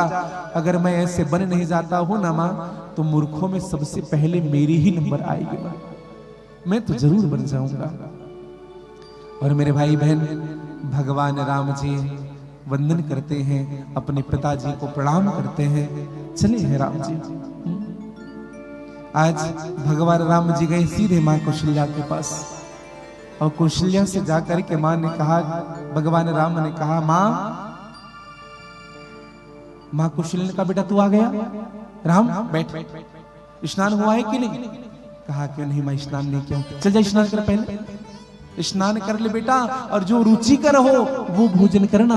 आज तुम्हें राजा बनना है राम, आज तो युवराज पद पर बैठने वाला है, इससे बड़ी खुशी मेरे जीवन के लिए कुछ भी नहीं है। राम जी ने कहा कि माँ मैं राजा नहीं, मैं महाराजा बन गया हूं माँ, महाराजा। माँ ने कहा क्या महाराजा बन गए हो? कहा माँ पिता ने मुझे वन का राज्य दे दिया है। पिता दिन मोहि कानन राजू। पिताजी ने कहा कि माँ भरत छोटा है, इसलिए छोटे भाई को छोटा राज्य मिलना चाहिए, और मैं बड़ा हूं ना माँ, इसलिए बड़े भाई को बड़ा राज्य दिया जा रहा है। भरत को अवध का राजा बना रहे हैं माँ, और मुझे जंगल का राजा बना रहे हैं। पिताजी भी जानते हैं माँ कि किसकी पात्रता कैसी है। माँ ने कहा कि बेटा ये पिताजी का काम है क्या तुम्हें वन भेजना? राम जी ने कहा पिताजी का नहीं माँ, ये काम मेरा है। हाँ चक्रवर्ती सम्राट है पिताजी, तो मुझे पूरे वन प्रदेश का मालिक बना दिया गया है। अब दर्शन करिएगा मेरे भाई बहन, भगवान राम जी कह क्या रहे हैं? माँ ने कहा कि कितने साल के लिए जा रहे हो? अब दर्शन करिएगा, अगर माँ को नहीं बताए तो क्या झूठ बोले? तो क्या कह राम ने? ज्यादा दिन नहीं माँ, कितने दिन? बरस 10.5 वर्ष। राम जी की वाणी देखिए, बरस 10.5 वर्ष। अब यहां दर्शन करिएगा, आज का आदमी होता तो क्या कहते?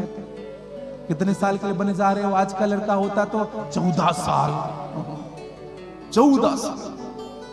लेकिन राम जी ने क्या कहा? बरस 4-10 साल के लिए। अब बताओ 4 पहले है 10 बाद में, और 4-10 14 ही तो होते हैं।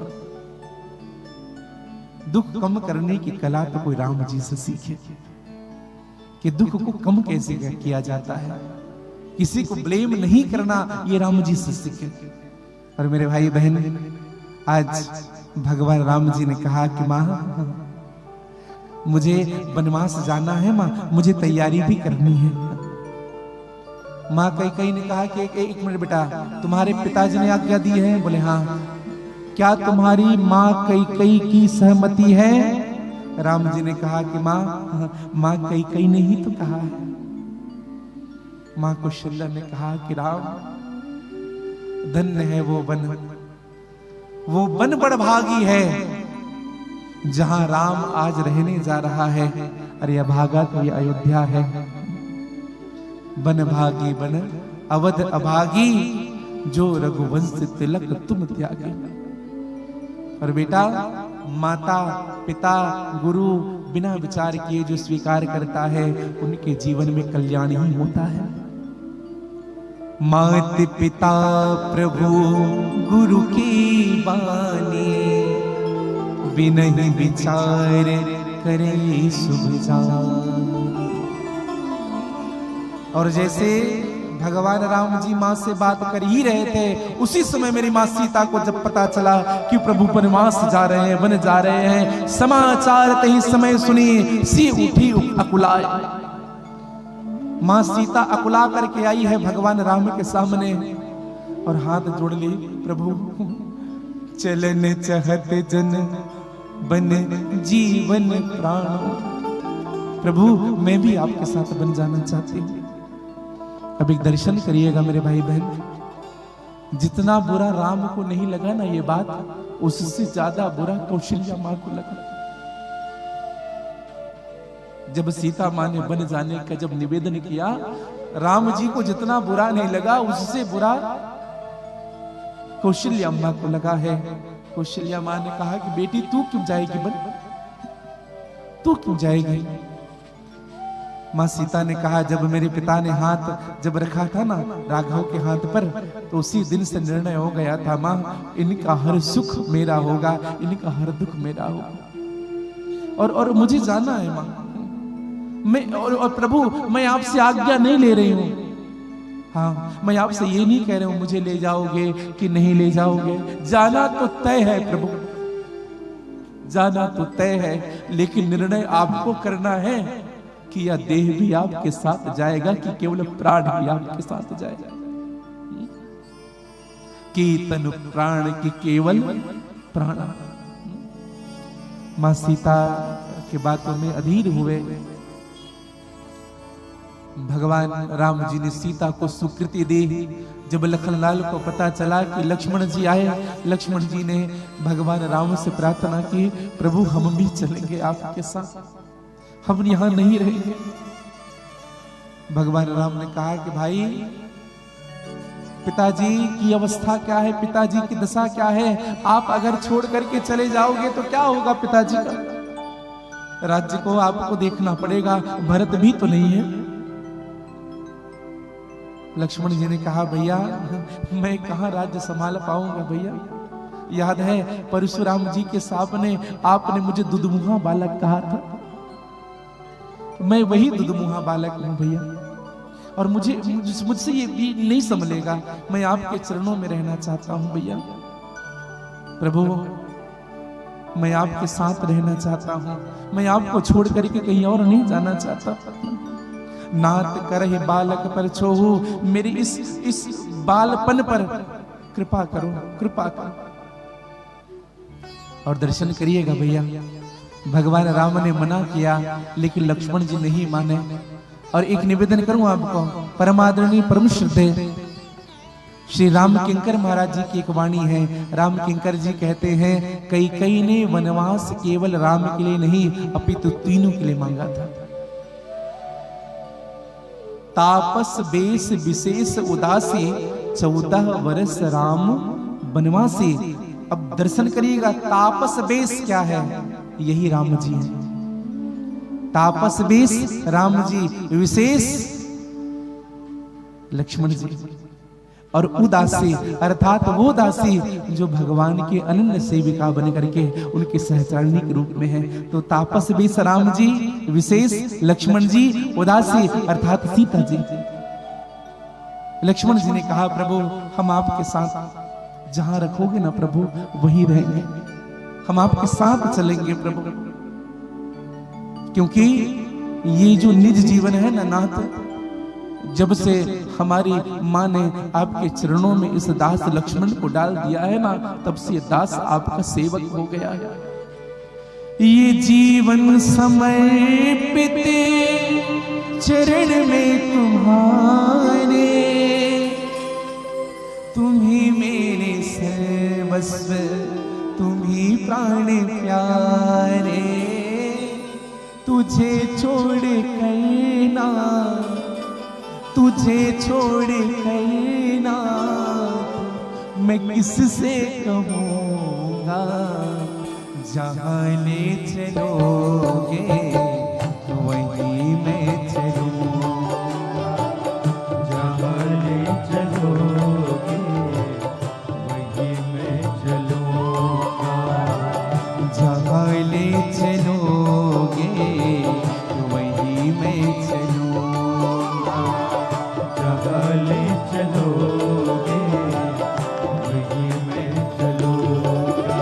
ओ जहाँ नाथ रख लोगे, जहाँ नाथ रख लोगे, जहाँ नाथ रख लोगे जहाँ नाथ रख लोगे वहीं मैं रहूँगा, जहाँ ले चलोगे वहीं मैं चलूँगा, जहाँ ले चलोगे वहीं मैं चलूँगा।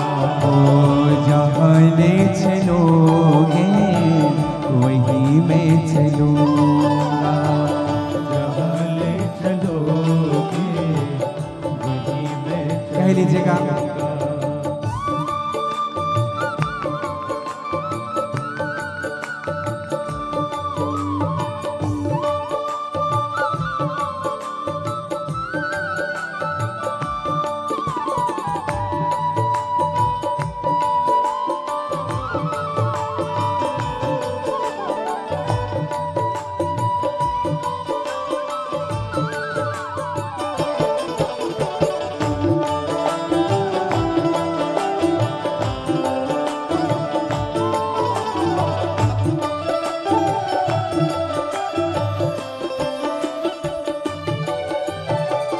न कोई उलाहना न कोई अर्जी, कर लो करा लो तुम्हारी जो मर्जी, ना कोई उलाहना ना कोई अर्जी, कर लो करा लो तुम्हारी जो मर्जी।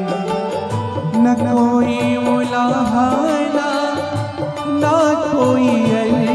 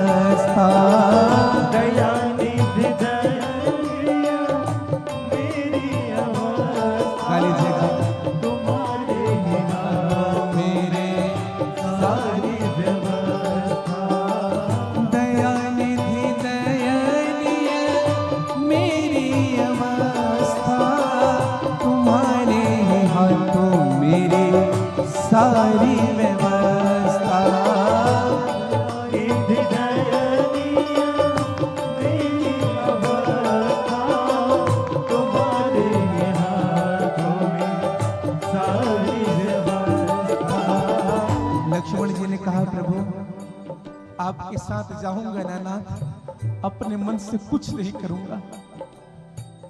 ये मत कहना कि मैं किसी चीज के लिए तंग करूंगा, कुछ नहीं कहूंगा प्रभु। आप जो कहोगे ना, तुम जो कहोगे, तुम जो कहोगे, तुम जो कहोगे, तुम जो कहोगे वही मैं करूँगा। जहाँ ले चलोगे वही मैं चलूँगा। जहाँ ले चलोगे वही मैं चलूँगा। जहाँ ले चलोगे वही मैं चलूँगा। जहाँ ले चलोगे वही मैं चलूँगा। ओ जहाँ नाथ रखे लोगे, जहाँ नाथ रख लोगे, जहाँ नाथ रख लोगे वही मैं रहूँगा। जहाँ ले चलोगे वही मैं चलूँगा। जहाँ ले चलोगे वही मैं चलूँगा। जहाँ ले चलोगे वही मैं चलूँगा।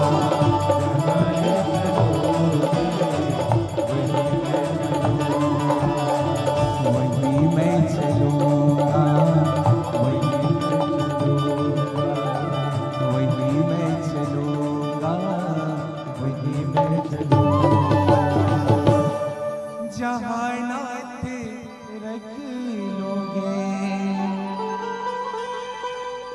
वही मैं रहूँगा। जहाँ ले चलोगे वही मैं चलूँगा। राम जी ने अपने हृदय से लगाया, भाई एक बार अपनी मां से परमिशन ले, एक बार आज्ञा लेकर के आ। लक्ष्मण जी सुमित्रा मैया के पास गए। सुमित्रा मैया से जाकर कहा, मां भाई राम वनवास जा रहे हैं। मां सुमित्रा ने कहा, फिर यहां क्यों आया है? कहा, मां आज्ञा लेने आया हूं। सुमित्रा मां ने कहा कि आज्ञा मुझसे ले रहे हो? बेटा, जब राम वनवास जा रहा है तो तुम्हारा अवध में कोई काम नहीं है लक्ष्मण। लेकिन मेरी एक बात याद रखना लक्ष्मण, चाहते हो जाना वन राम जानकी के संग, जाना तो पर मेरे दूध को ले जाना मत। लक्ष्मण जा रहा है ना, इतना याद रखना बड़ा बेटा, मेरे दूध पर ये मेरे दूध को लजाना मत।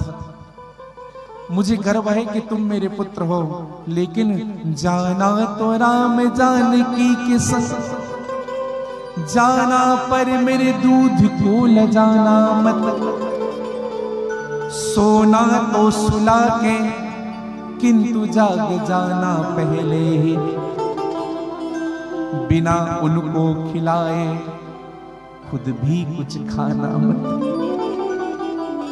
याद रखना लक्ष्मण, सोना उनके बाद सोना और जाग जाना उनके पहले, उनको बिना खिलाए कुछ मत खाना। ध्यान रखना बेटा, माता पिता जानना सिया राघव को, भूल के भी पुत्र पुत्र मेरे कहलाना मत। भले ही दे देना प्राण राम की सेवा में, लेकिन पीठ राम को दिखा के मुख मुझको दिखाना मत। राम को पीठ दिखा करके आओगे ना बेटा, तो मुझे मुख मत दिखाना। आज से वही तुम्हारे माता हैं, वही तुम्हारे पिता हैं। धन्य है सुमित्रा, पुत्रवती जुबती जग सोई, रघुपति भगति जासु सुतोई। पुत्रवती कौन होता है बताएं? जिनका बेटा भगवान का सेवक होता है। गोस्वामी तुलसीदास जी तो कहते हैं, जो माता अपने बच्चे को भगवान से नहीं जोड़ती ना, उस माता में और बांझ में कोई अंतर नहीं है। जो मां अपने पुत्र को भगवान से नहीं जोड़ती, राम से नहीं जोड़ती, वह माता न तरु बांझ भली बदी बियरी, वो बांझ है भैया। हाँ। धन्य धन्य माता पिता, धन्य पुत्र वर जोई, जो तुलसी राम ही बजी जैसे कैसे हुई। मैं एक बात कहूं आपको, जहां भगवान की कथा होती है ना, राम की कथा, परमादरणीय श्री देवांगन जी, स्वर्गीय श्री मोहनलाल देवांगन जी, स्वर्गीय श्रीमती सुंदर मोती देवांगन जी, और मैं तो कहूं इतने ही नहीं, देवांगन परिवार के पूरे पितर ऊपर से देख रहे होंगे। क्या देख रहे होंगे? कि हमारे कुल, हमारे परिवार में, हमारे तरण तारण के लिए राम कथा हमारे बच्चों ने करवाई। हाँ। शास्त्र भी इसी बात को कहता है भैया, कुलम पवित्रम जननी कथार्थ, वो कुल पवित्र धन हो जाता है, वो कुल पवित्र हो जाता है, उस जननी का कोख धन्य हो जाता है जिनके घर कोई राम भगत का जन्म होता है। कुलम पवित्रम जननी कृतार्थ वसुंधरा पुण्यवती चतेन, वह वसुंधरा अपने निज जीवन को धन्य मनाती है कि मेरे वसुंधरा में ऐसे बच्चे हुए। और इतना ही नहीं, स्वर्ग स्थित पितरों भी धन्य है, स्वर्ग में स्थित पितर भी अपने आप को धन्य मनाते हैं कि आज इस कुल में हमारे बच्चे भगवान के अनुगामी हुए। ये शाम गृहे वैष्णव नाम देय, एक भी अगर कोई वैष्णव जन भगवान के चरणों का अनुगामी हो जाता है ना भैया, वो पूरा परिवार तर जाता है, वो पूरा पितर तर जाता है, वो पूरा गांव तर जाता है। धन्य धन्य वह देश को, धन्य धन्य वह गांव, धन्य धन्य वह जीव को जो लेत राम के नाम। आज धन्य है मां सुमित्रा। मां सुमित्रा ने कहा कि बेटा, तुम राम के साथ जा रहे हो ना? अच्छा, राम के साथ जाने वाले, एक बात कहूं बेटा, अब तुम्हारे लिए यह अयोध्या नहीं है। अयोध्या कहाँ है? जहां तहां अवध। कहां? जहां राम निवासा। अवध कहां है बेटा? जहां राम जी रहते हैं, और तुम राम के साथ हो बेटा। अब दर्शन करिएगा, मां ने विदा किया है। आज दशरथ के सन्मुख बैठे हुए कई और दशरथ के सन्मुख राम लक्ष्मण और जानकी आए। राम लक्ष्मण जानकी आए हैं। राम लक्ष्मण जानकी ने दशरथ जी का प्रणाम किया और प्रणाम करके आज्ञा ली, पिताजी हमें वन जाने की आज्ञा दो। राजा दशरथ रोने लगे। राजा दशरथ ने कहा, मेरा प्राण निकलता क्यों नहीं है? इस अवस्था को देख करके मैं अभी तक जीवित हूं, ये जरूर मेरे पाप कर्म होंगे। मेरा प्राण क्यों नहीं निकल रहा है? हे विधाता, क्या इसी दिन को दिखाने के लिए मुझे जीवित रखे हो? राम के जाने के बाद मैं इस प्राण को रखूं? अरे अपने सुकुमार बालक वन जाएंगे। सीता जी ने कहा, पिताजी हम भी जा रहे हैं। राजा दशरथ ने कहा, बेटी तू भी जा रही है? राम का प्रतिबिंब मैं तुम में देखा करता था, आज तू भी मुझे छोड़ करके जा रही है सीता। लक्ष्मण जी ने भी आज्ञा ली। तो राजा दशरथ ने कहा, बेटा राम, हे विधाता, हे शिव जी, राम मेरी आज्ञा का अवहेलन करे, राम को ऐसी बुद्धि क्यों नहीं देते? राम ना क्यों नहीं कहता है? राम अपने पिता की आज्ञा को मत माने, ऐसी कुछ बुद्धि दो राम को। राम जी ने समझाया, कहा पिताजी हम आएंगे। राम जी जब बढ़ने लगे, दशरथ जी ने कहा, सुमंत सीता को साथ लेते आना, बच्चे को वन घुमा लेना और वन घुमा करके ला लेना। अगर राम लक्ष्मण ना आए तो सीता को साथ लेते आना। राम जी बाहर आए हैं, दशरथ जी विलाप कर रहे हैं। आज ऐसे लग रहा है जैसे किसी जल में रहे हुए मछली को उसके जल से अलग कर दिया गया हो, किसी मणिहार सर्प को उनसे अलग कर दिया हो। अयोध्या वासियों को पता चला कि राम के पीछे पीछे लग गए। विचार कर रहे हैं अयोध्या वासी, जहां राम तहाँ अवध निवासा, जहां राम रहेंगे वहीं हम सब रहेंगे। राम जी ने खूब समझाया, और जो चल नहीं पा रहे थे, राम जी के पीछे पीछे जो चल नहीं पा रहे थे, वह राम को कहने लगे, राजा दशरथ राम को कहने लगे, राम अभी हमने जी भर के देखा नहीं है, अभी हमने जी भर के देखा नहीं, जरा देर ठहरो ना। हाथ पकड़ लिया, जरा देर ठहरो ना, तमन्ना यही है, अभी हमने जी भर के देखा नहीं है, अभी हमने जी भर के देखा नहीं हो, अभी हमने जी भर के देखा नहीं है, अभी हमने जी भर के देखा नहीं है, जरा देर ठहरो ना, जरा देर ठहरो ना, जरा देर ठहरो ना, जरा देर ठहरो ना, तमन्ना यही है, अभी हमने जी भर के देखा नहीं है, अभी हमने जी भर के देखा नहीं है, अभी हमने जी भर के देखा नहीं है, अभी हमने जी भर के देखा नहीं है। राम वियोग विकल सब ठाढ़े, राम वियोग विकल सब ठाढ़े, जहाँ तहाँ मन हो चित्र लिख काढ़े, जहाँ तहाँ मन हो चित्र लिख काढ़े। इतने विकल हैं भगवान राम जब जा रहे हैं, मानो ऐसा लग रहा है कि जैसे कुछ चित्र बना दिया हो, और जैसे चित्र एक स्थान पर खड़ा होता है, न हिलता है न डुलता है, अश्रु भी नहीं निकल रहा है राम के वियोग में।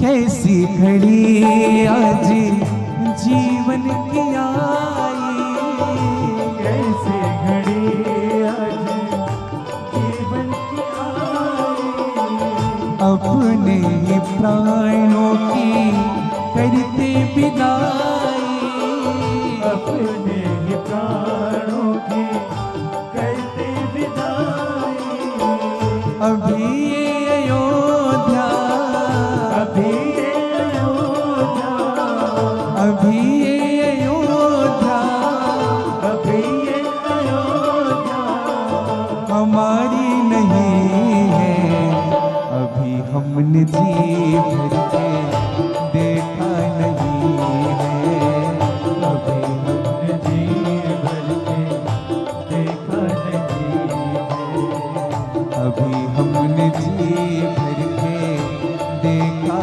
नहीं है, अभी हमने जी भर के देखा नहीं है।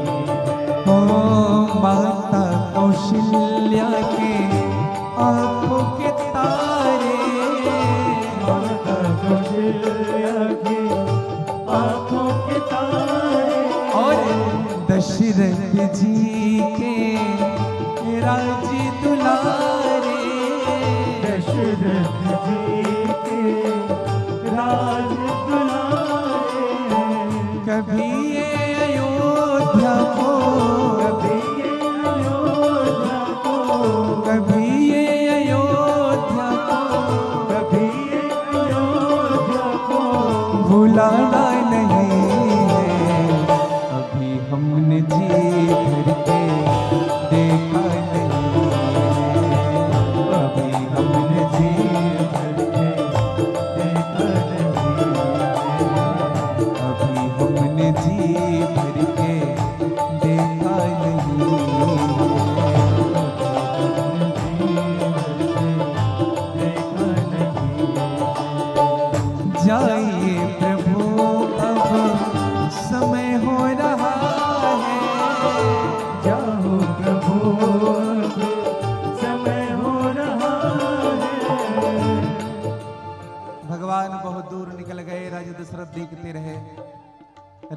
देखती रही।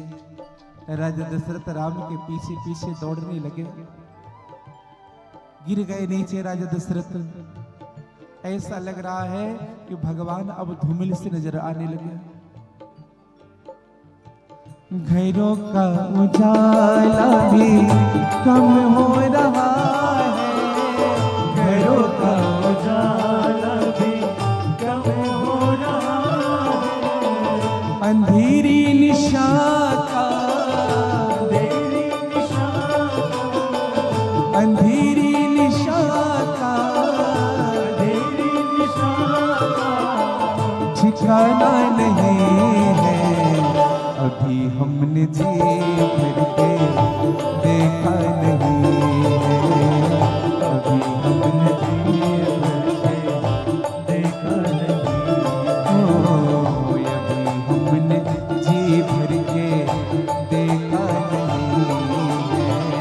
हमने जी भर के देखा नहीं है।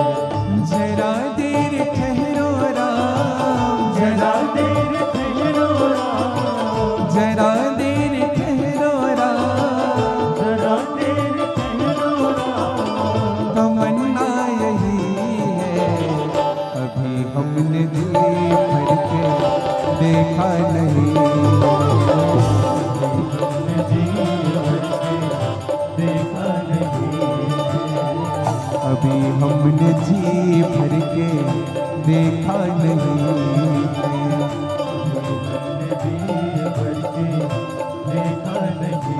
हो अभी हमने जी भर के देखा नहीं। अभी हमने जी भर के देखा नहीं।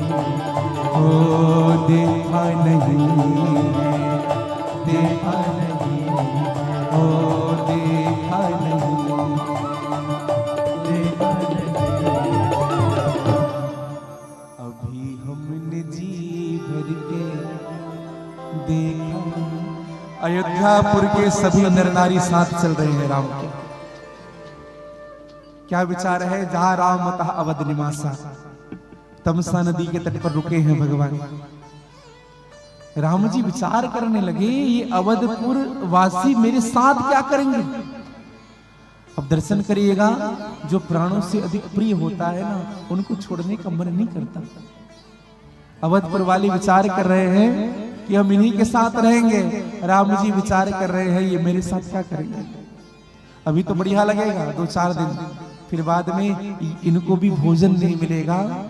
इनकी प्रबंध कैसे होगी? रहने की, रुकने की, खाने की। रात्रि का 12 बज रहा है भैया, दर्शन करिएगा। भगवान राम जी ने देखा सब सो गए।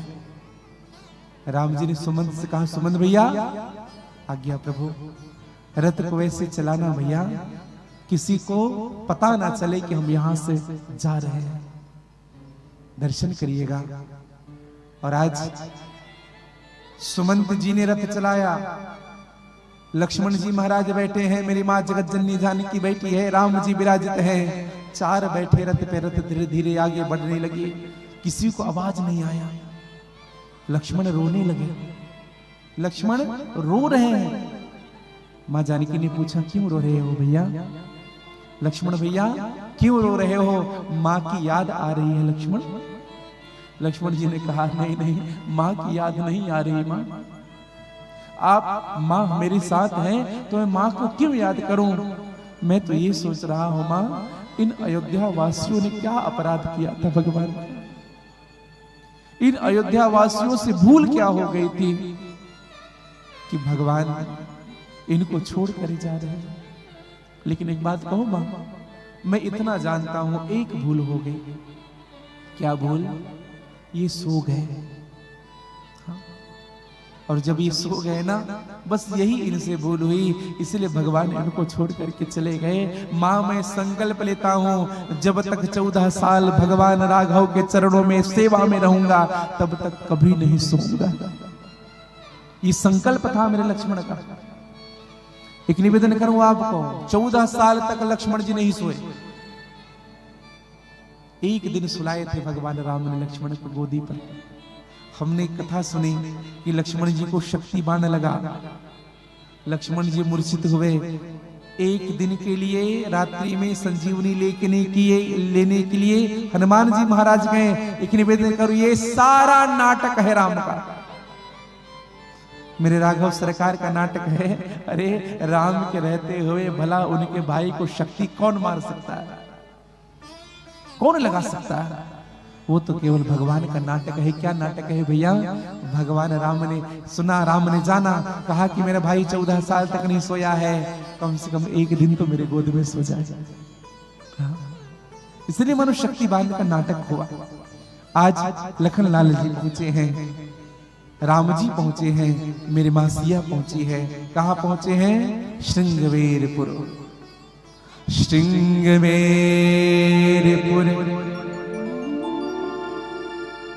प्रभु जहाँ जाए।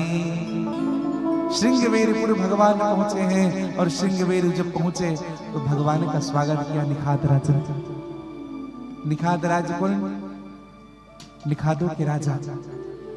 और निखाद राजा ने जब स्वागत किया, पुरानी मित्रता याद आ गई भगवान की। भगवान से प्रार्थना करने लगे, प्रभु घर चलिए। भगवान ने कहा, नहीं भैया, हम तो तपस्वी के वेश बना लिए हैं, घर नहीं जाएंगे। प्रभु नहीं गए, प्रभु वहीं विराजित हुए। भगवान राम जी के लिए एक पीपल के वृक्ष के नीचे कुछ कुश बिछा दिए गए हैं, और उसी कुशा पर भगवान विश्राम करते हैं। मेरी मां जानकी विश्राम करती है। इधर लखन लाल जी और श्रृंगवेरपुर का राजा निखाद राज एक दूसरे से संवाद कर रहे हैं। क्या संवाद कर रहे हैं? मानो श्रृंगवेरपुर का राजा कह रहा हो, कहा देखो कितने सुकुमार बालक हैं। इस सुकुमार बालक को भगवान राघव सरकार को कैसे इनके माता पिता होंगे जिन्होंने इनको वन भेज दिया। लक्ष्मण जी ने कहा, क्या कह रहे हो आप? हमारे माता पिता के बारे में कह रहे हो? तुम्हारा अधिकार नहीं है कि हमारे परिवार के विषय में बोलने की। समझिएगा, यहां एक सूत्र मिलता है हमारे जीवन में। जीवन में एक बात सदैव याद रखिएगा, आप जीवन में कितने भी अपने घर में लड़ाई करते हैं, झगड़ा करते हैं, एक दूसरे का भले ही विरोध करते हैं, लेकिन अपने घर की बातें ना कभी दूसरी जगह मत करिएगा। हाँ, कभी नहीं करना चाहिए। पड़ोसी के पास बिल्कुल मत करिए, परिवार में कभी मत करिए।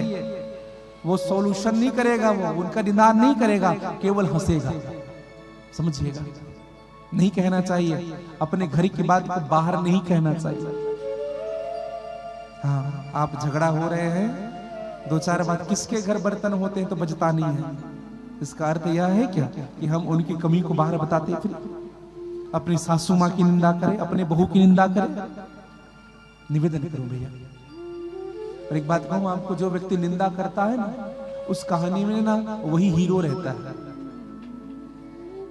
जो व्यक्ति दूसरे की निंदा करता है ना, जब निंदा करता है ना तो उसमें अपनी कमियां नहीं बताता। हाँ, मैंने ऐसा किया इसलिए उन्होंने ऐसा कहा। हाँ, वहां वो सभी कमियों को छुपा करके अपने को लक्ष्मण जी ने कहा, इधर इधर इधर, क्या कह रहा है परिवार के बारे में? दुख दिया? कोई दुख नहीं दिया किसी को। काहुन को करे सुख दुख दाता, कोई किसी को सुख दुख नहीं देता है। सभी अपने कर्मों के हिसाब से सुख और दुख का चुनाव करते हैं। कौन किसको सुख और दुख देगा? एक निवेदन करूं मेरे भाई बहन, एक जगह कथा हो रही थी, तो हम कथा कह रहे थे और हम कह रहे थे कि कोई किसी को सुख दुख नहीं देता है। तो उसने कहा, नहीं महाराज, आज भी होता है। कैसे होता है? जो नहीं किया रहता है ना, उनको भी सजा मिल जाती है। हमने कहा कैसे? तो उन्होंने एक उदाहरण दिया, हम आपको दे। उस व्यक्ति ने कहा, महाराज जी, एक व्यक्ति राहगीर रास्ते से जा रहा था, तो रास्ते से जाने वाला राहगीर ने आम का फल देखा। अब आम को फल देखने वाला कौन? आंख। अब आंख तो चलकर जा नहीं सकता, तो गया कौन? पांव। अब विचार करिए, पांव जब फल के पास पहुंचेगा तो पांव फल तोड़ सकता है? तो तोड़ा किसने? हाथ ने तोड़ा। अब हाथ जो फल को तोड़ेगा तो हाथ को फल का स्वाद पता चलेगा, फल खट्टा की मीठा। तो चखा किसने? जीभ ने चखा। देखा वो गई नहीं गए पाँव, गया सो तोड़ा नहीं तोड़ा हाथ ने, तोड़ा सो चखा नहीं चखा जीभ ने, और चखा सो रखा नहीं रखा पेट ने। कोई माली देख रहा था और माली को बड़ा गुस्सा आया, बगीचे की रखवाली कर रहा था, इतना मोटा डंडा लेकर के आया और 2-4 डंडे पीठ पर जमा दिए। अब उस व्यक्ति ने हमसे पूछा, महाराज ये पीठ की क्या गलती थी? देखने वाला तो आंख था, चलने वाला तो पैर था, तोड़ने वाला तो हाथ था, खाने वाला मुंह था, रखने वाला पेट तल की, पीटने वाला पीठ हो गया, इनकी क्या गलती थी? तो हमने उनसे एक बात कही, भैया इसी क्रम में थोड़ा आगे और बढ़ो। क्या क्रम में बढ़ो? डंडे की चोट जब पीठ पे लगी तो रोया क्या? और गलती की शुरुआत कहां से हुई थी? फल देखा ही आंख ने था, समझिएगा। काहुन को कर सुख दुखदाता, हाँ, जो जैसा करता है ना उनको कभी कभी देखना, जीभ लालच में ज्यादा खा जाता है, कष्ट पेट को सहना पड़ता है। हाँ, जीभ लालच में ज्यादा खा जाता है, 5 गुलाब जामुन के बजाय 10 खा जाएंगे, फिर दूसरे दिन भोजन ही नहीं करेंगे। अब बताओ कष्ट किसको सहना पड़ रहा है? पेट को। लेकिन एक बात बताएं आपको, जब पेट खराब होगा ना तो सबसे पहले बुखार आएगा, और जब बुखार आएगा ना तो सबसे पहले मुंह ही खराब होगा, कुछ भी अच्छा नहीं लगेगा। अब समझिएगा, जीभ की गलती जीभ को ही सजा। तो काहुन को कर सुख दुख दाता, निज कृत कर्म भोग सुन भ्राता। और निवेदन करो मेरे भाई बहन, आज लक्ष्मण जी ने जब ये बात कही तो गोहराज निखाद ने कहा कि महाराज आप जो कह रहे हो ना, ये बात हमारी मन में थोड़ी थोड़ी समझ आ रही है। एक बात बताओ महाराज, ये जो सोए हुए हैं, मुझे ऐसा प्रतीत होता है कहीं ये ब्रह्म तो नहीं, कहीं ये ज्ञान और वैराग्य से भरे हुए तो नहीं, ये साक्षात परमात्मा तो नहीं, आप जिनके साथ है। लक्ष्मण जी ने कहा, लक्ष्मण जी कहते हैं ये कोई साधारण नहीं, तुम इनको पहचानने लगे हो निखादराज।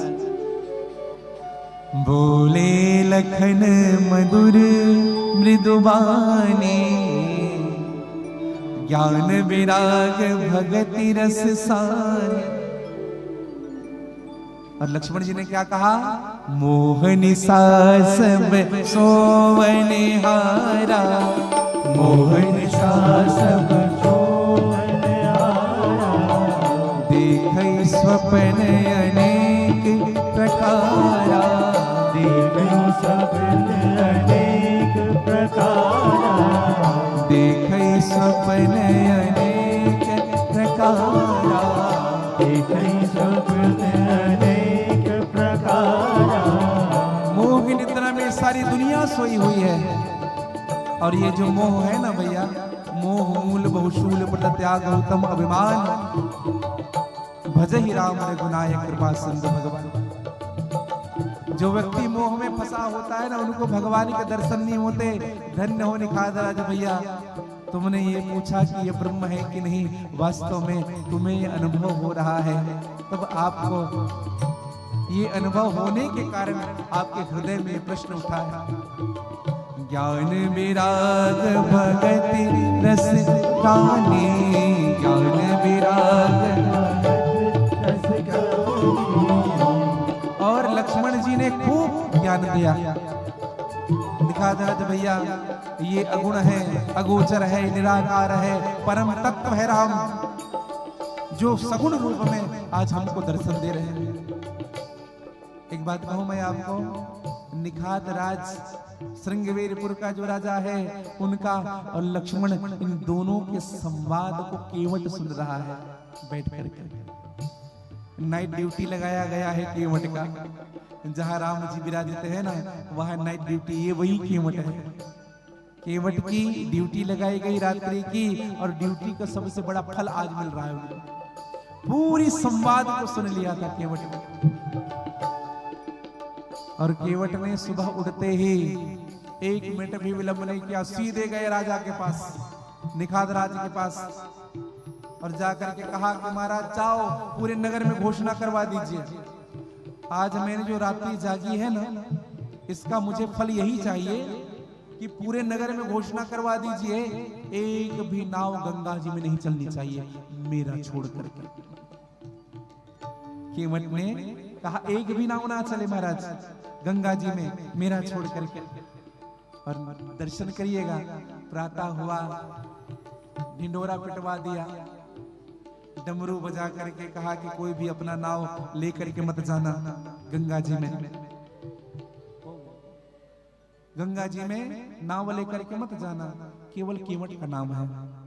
और एक निवेदन करूं मैं आपको, आज भगवान राम जी पहुंचे गंगा जी के तट पर, तो केवट ने क्या विचार किया?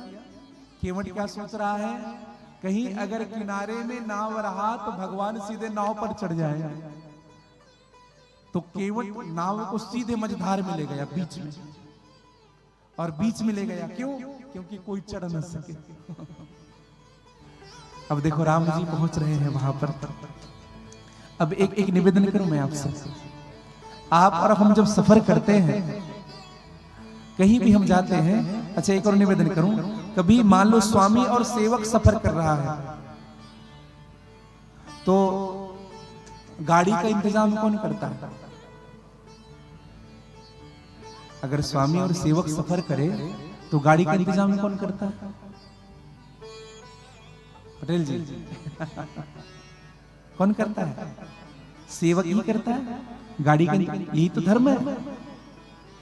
अच्छा एक बात बताइए, भगवान राम जी और लक्ष्मण जी दोनों साथ चल रहे हैं, तो नाव मांगना लक्ष्मण जी को चाहिए था कि राम जी को चाहिए था? राम जी स्वामी है, लक्ष्मण जी सेवक है, कर्तव्य क्या था लक्ष्मण जी का? लक्ष्मण जी मांगते, लेकिन यहां मांगी नाव न केवट आना, राम जी ने नाव मांगा।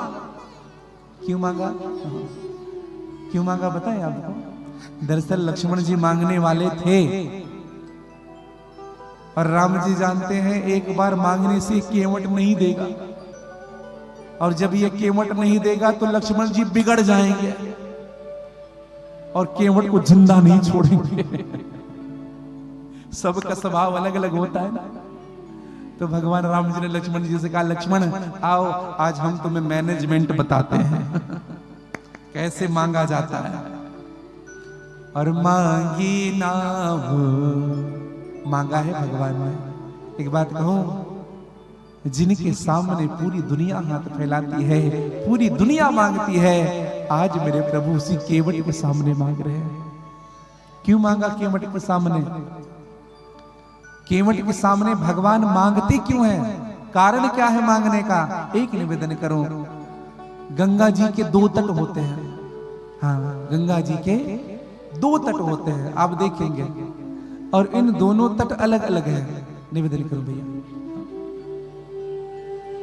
कैसे कैसे तट होते हैं आप देखेंगे। किसी भी नदी के दो तट होते हैं। एक तट वो होता है जहां पानी छू करके बहती है, और एक तट वो होता है जहां खरबूजा लगाया जाता है, कलिंदर लगाया जाता है, जहां साग सब्जी लगाई जाती है।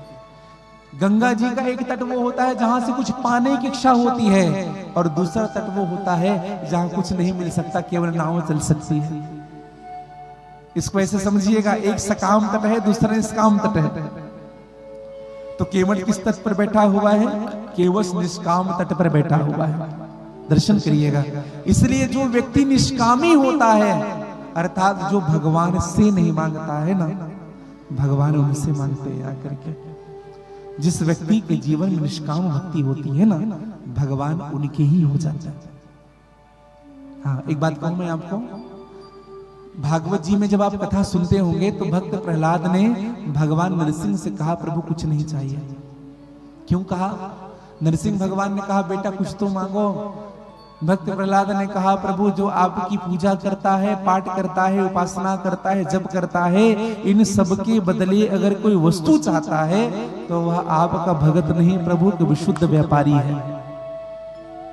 जो ये कहता है प्रभु मैं ये कर रहा हूं मुझे ये दे देना, प्रभु ये कर रहा हूं मुझे ये दे देना, 50 किलो लड्डू चढ़ा रहा हूं बेटी की शादी हो जाए, 500 किलो लड्डू चढ़ाऊं बेटा नौकरी लग जाए, यह एक व्यापारी है। यह व्यापार का भाव होता है, समझिएगा। आज भगवान मांगे हैं, और जब भगवान मांगे ना, केवट और ना उधर ले गया। मांगी नाव न केवट आना, कहे तुम्हारे मरम में।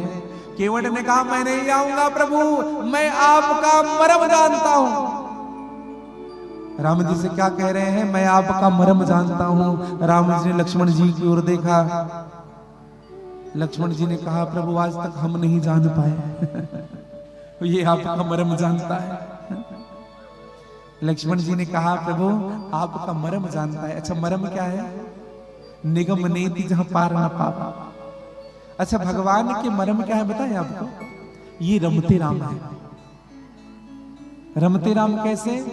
जनकपुर वाले नहीं रोक सके भगवान को, अयोध्या वाले नहीं रोक सके भगवान को, तो केवट विचार करता है मैं अगर नाव में बिठाया और मैं अगर पार किया तो 1 मिनट रुकने वाले नहीं है, इसलिए जितने देर रुके रहे उतना ठीक है।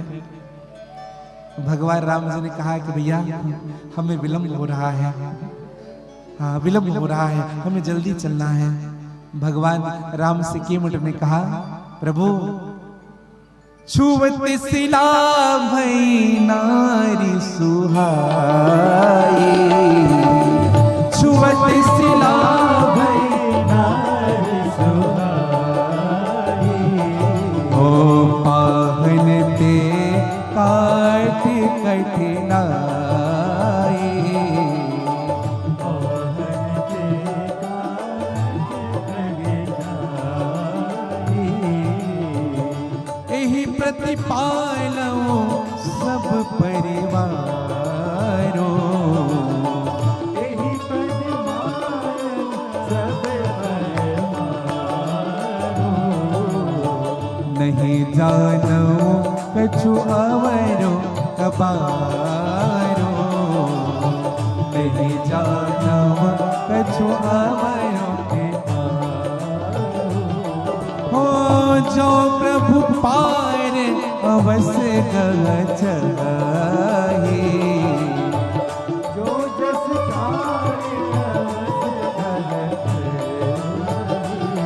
ओ मोहि पद पदुम पखारन कहे, मोहि पद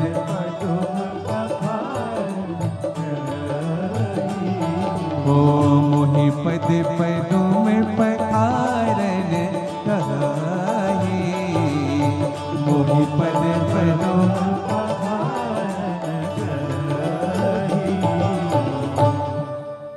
सुन के वट के बैन प्रेम लपेटे अटपटे, बिहसे करुणा ऐन चिते जान की लखन।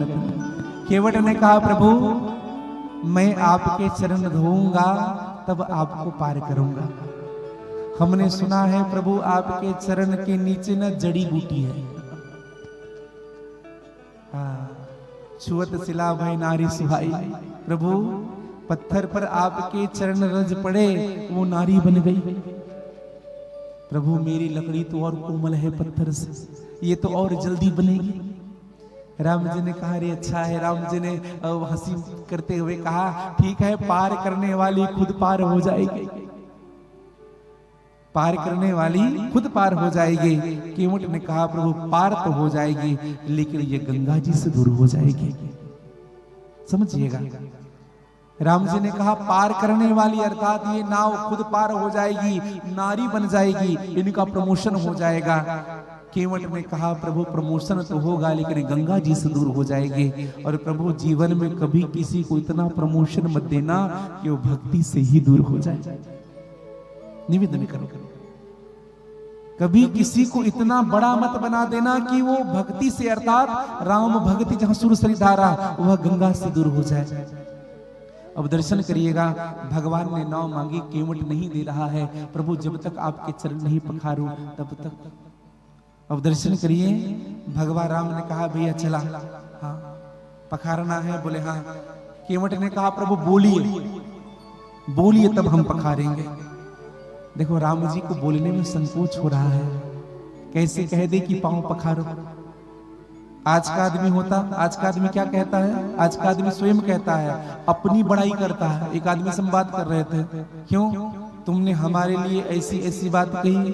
उसने कहा महाराज जी हम अपने मुखार बिंद से कुछ नहीं कहें आपको।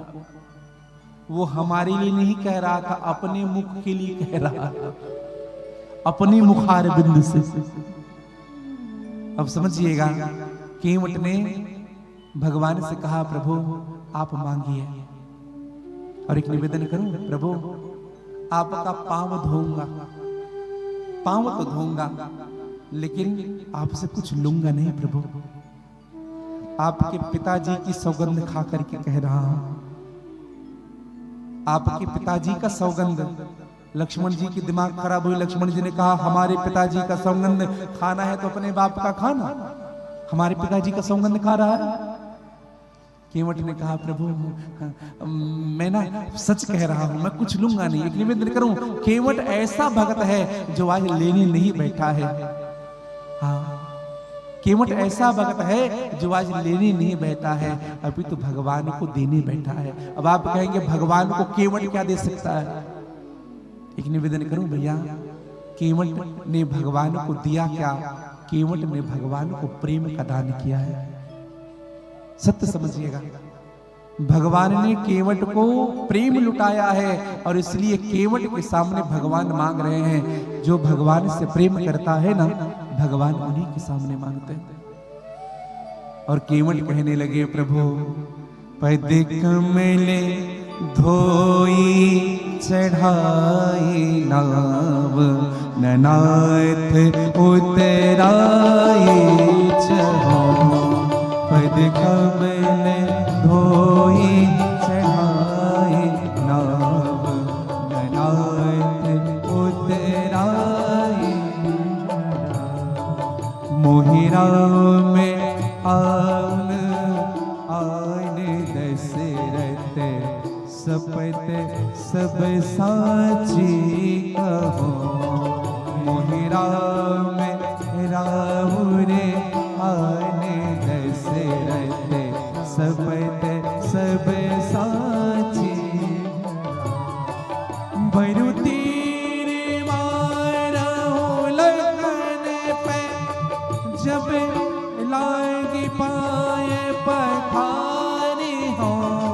भरु तीर मारहु लखन पे, लागी पाए पखारी हो।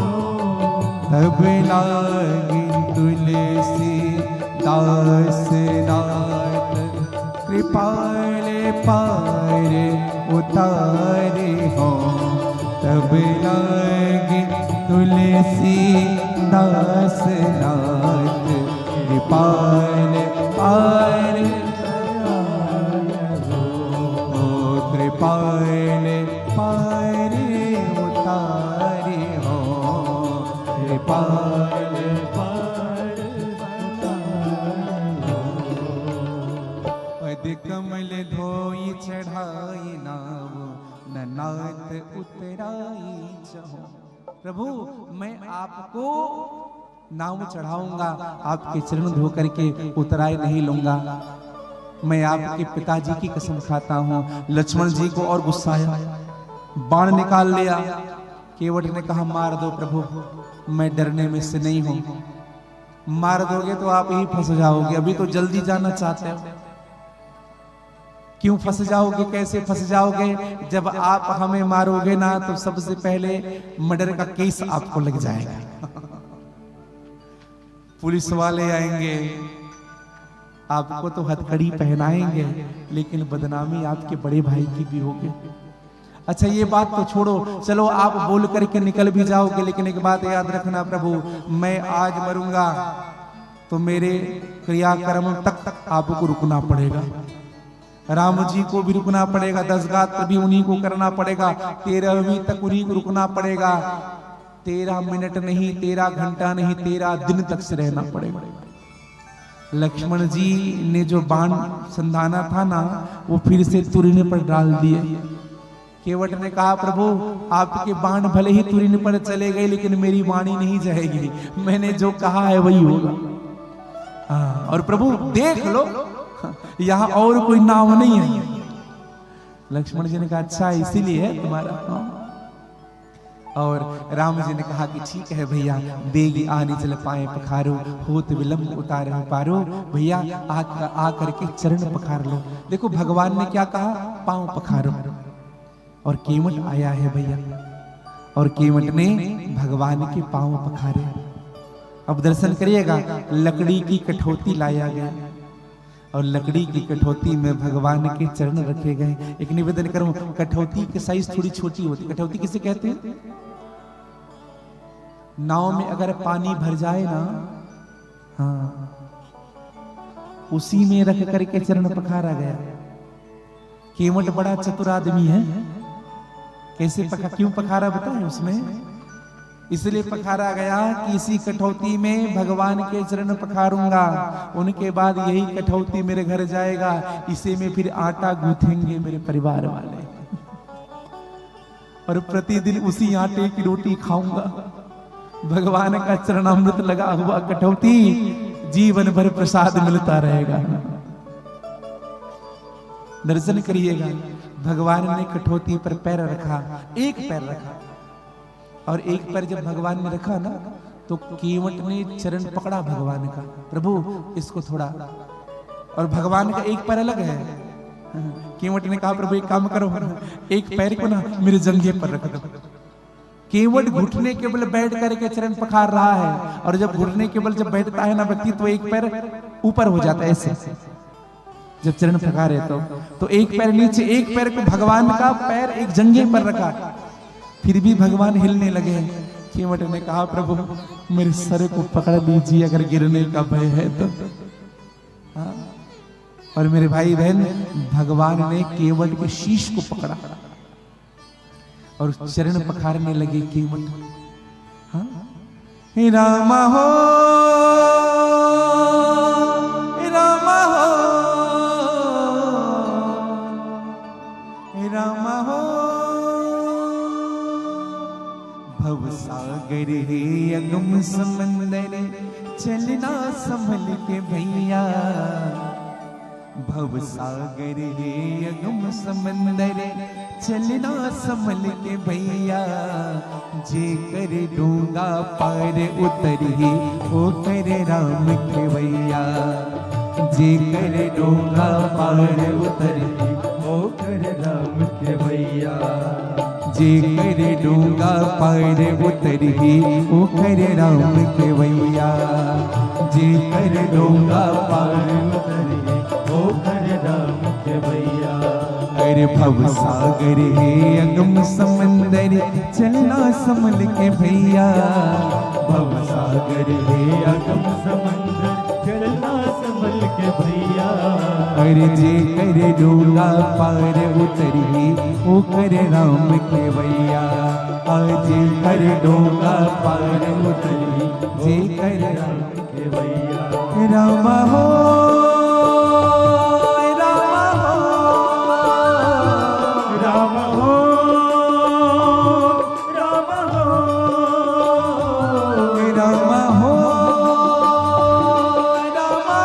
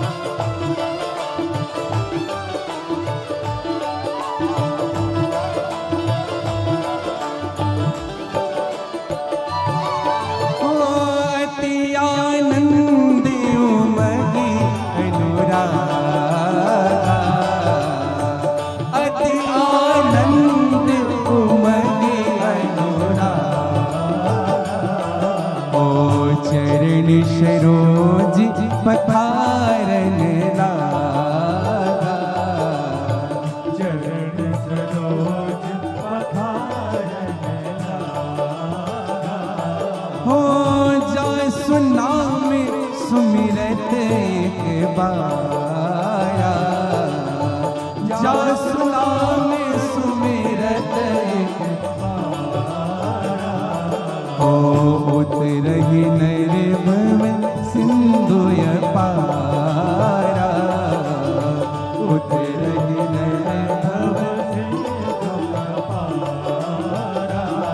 अरे भव सागर है अगम समंदर चलना संभल के भैया, भव सागर है अगम समंदर चलना संभल के भैया।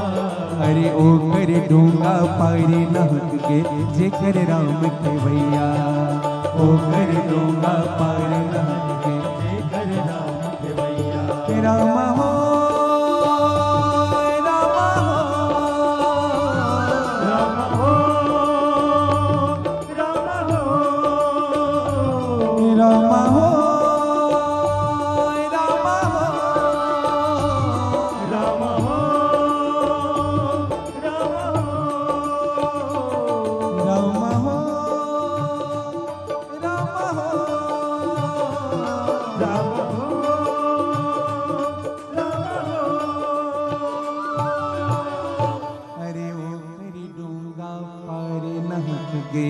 जी करे राम के भैया। भैया केवट ने जब चरण धोया, भगवान शीश पकड़े हुए हैं। एक दशा ऐसी आई कि भगवान के दोनों चरण रख दिए और धोने लगे। राम जी ने देखा जानकी जी की ओर, लक्ष्मण जी की ओर देखा। क्या बता रहे हैं भगवान देख करके? एक घटना बताऊं मैं आपको। एक चरण के लिए लक्ष्मण जी में और सीता जी में खूब लड़ाई हुई थी। एक घटना बताएं हम आपको। जब भगवान राम जी का शादी हुआ तो पहले तो लक्ष्मण जी चरण दबाते थे राम जी के दोनों चरण, लेकिन जब से शादी हुआ तब से लक्ष्मण जी को वंचित कर दिया गया। मां जानकी चरण दबाती थी। लक्ष्मण जी को बड़ा घुटन सा महसूस होता था। हे भगवान, भगवान के चरण सेवा नहीं मिल रहे हैं, भगवान का चरण तो मिल जाता।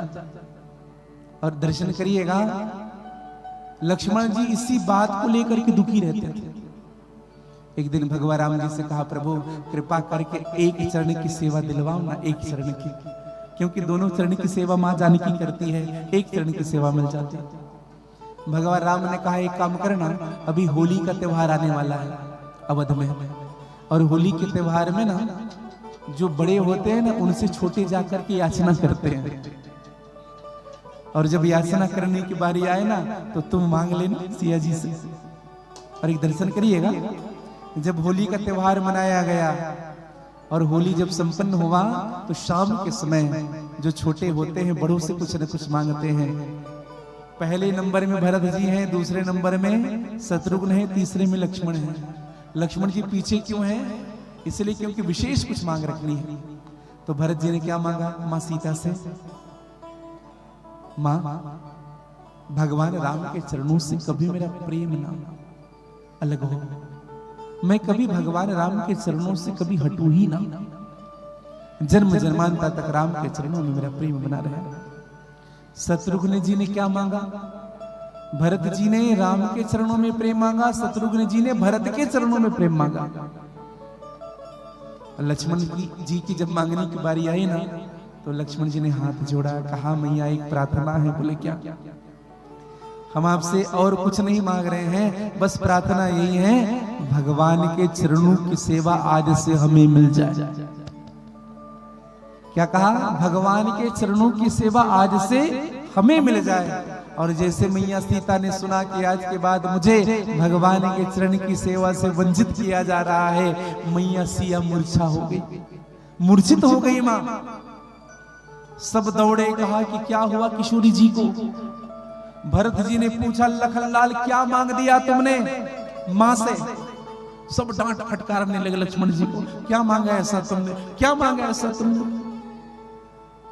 लक्ष्मण जी ने कहा, क्षमा करिएगा, हम सुधार करेंगे अपनी गलती का। और जब मैया सिया को थोड़ा सी चेतना आई ना तो लक्ष्मण जी ने कानों में जाकर कहा, मैया दोनों चरण की नहीं, एक चरण की सेवा देना, एक चरण की। मैया को थोड़ा बहुत ठीक लगा, चलो ठीक है, एक चरण की सेवा तो मुझे मिल रही है।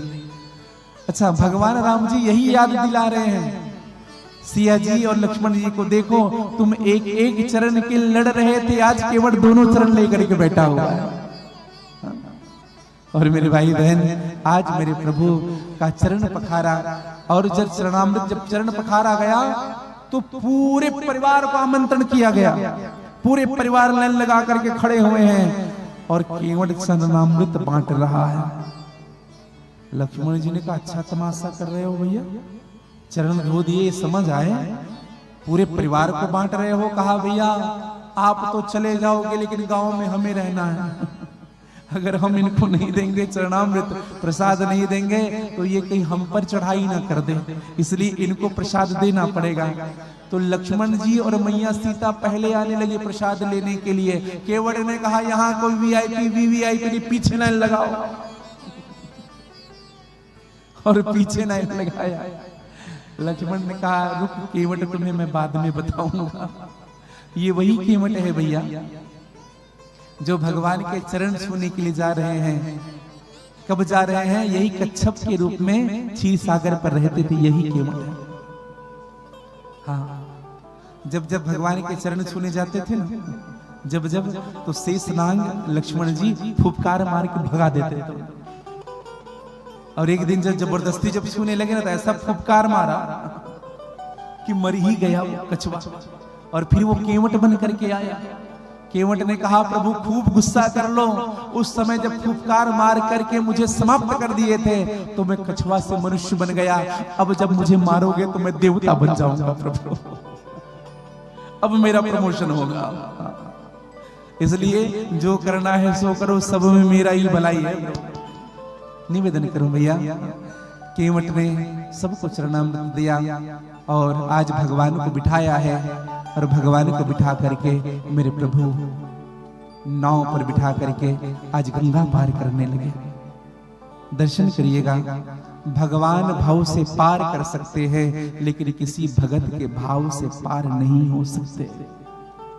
हाँ, एक बात बताइए, क्या जो भगवान 3 पग में 14 भुवन को नाप दे, क्या उनको नाव की जरूरत पड़ेगी? जा सुनाम सुमरत एक बारा, उतरहि नर भव सिंधु अपारा।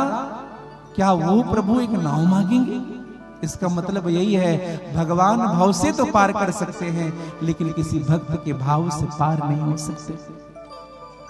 और बड़ी भाव के साथ आज केवट कह रहा है, हे प्रभु हो मेरी नैया में, हो मेरी नैया में लक्ष्मण राम, गंगा मैया धीरे बहो, मेरी नैया में लक्ष्मण राम, गंगा मैया धीरे बहो, मेरी नैया में लक्ष्मण राम, गंगा मैया धीरे बहो, मेरी नैया में लक्ष्मण राम, गंगा मैया धीरे बहो।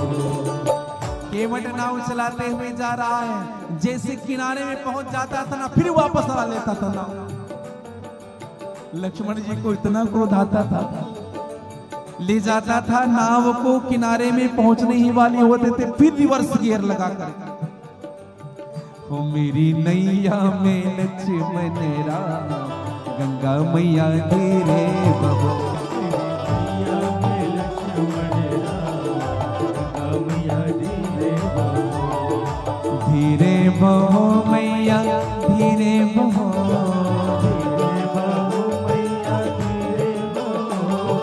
धीरे बहो मैया धीरे बहो, ओ मेरी नैया में, मेरी नैया में, मेरी नैया में लक्ष्मण राम, गंगा मैया धीरे बहो, मेरी नैया में लक्ष्मण राम, गंगा मैया धीरे बहो, मेरी नैया में लक्ष्मण राम, गंगा मैया धीरे बहो, नैया में लक्ष्मण राम, गंगा मैया धीरे। गा लीजिए बड़े भाव से।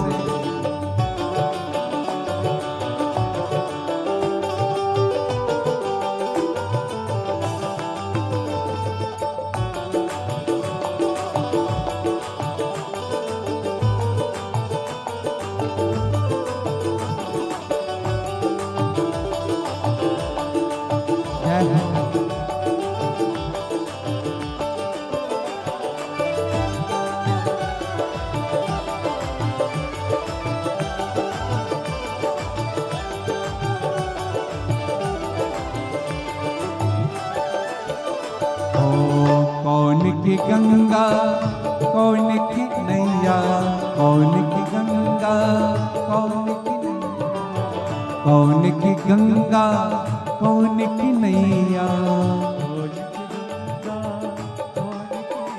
और कौने हाँ अरे कौने, और कौने हाँ और कौने, और कौने को लक्ष्मण राम गंगा मैया दे रे बहो, और कौन को लक्ष्मण राम गंगा मैया दे रे बहो, मेरे नैया में लक्ष्मण राम गंगा मैया दे रे बहो, नैया में लक्ष्मण राम गंगा मैया दे। गा लीजिएगा थोड़ी आनंद से।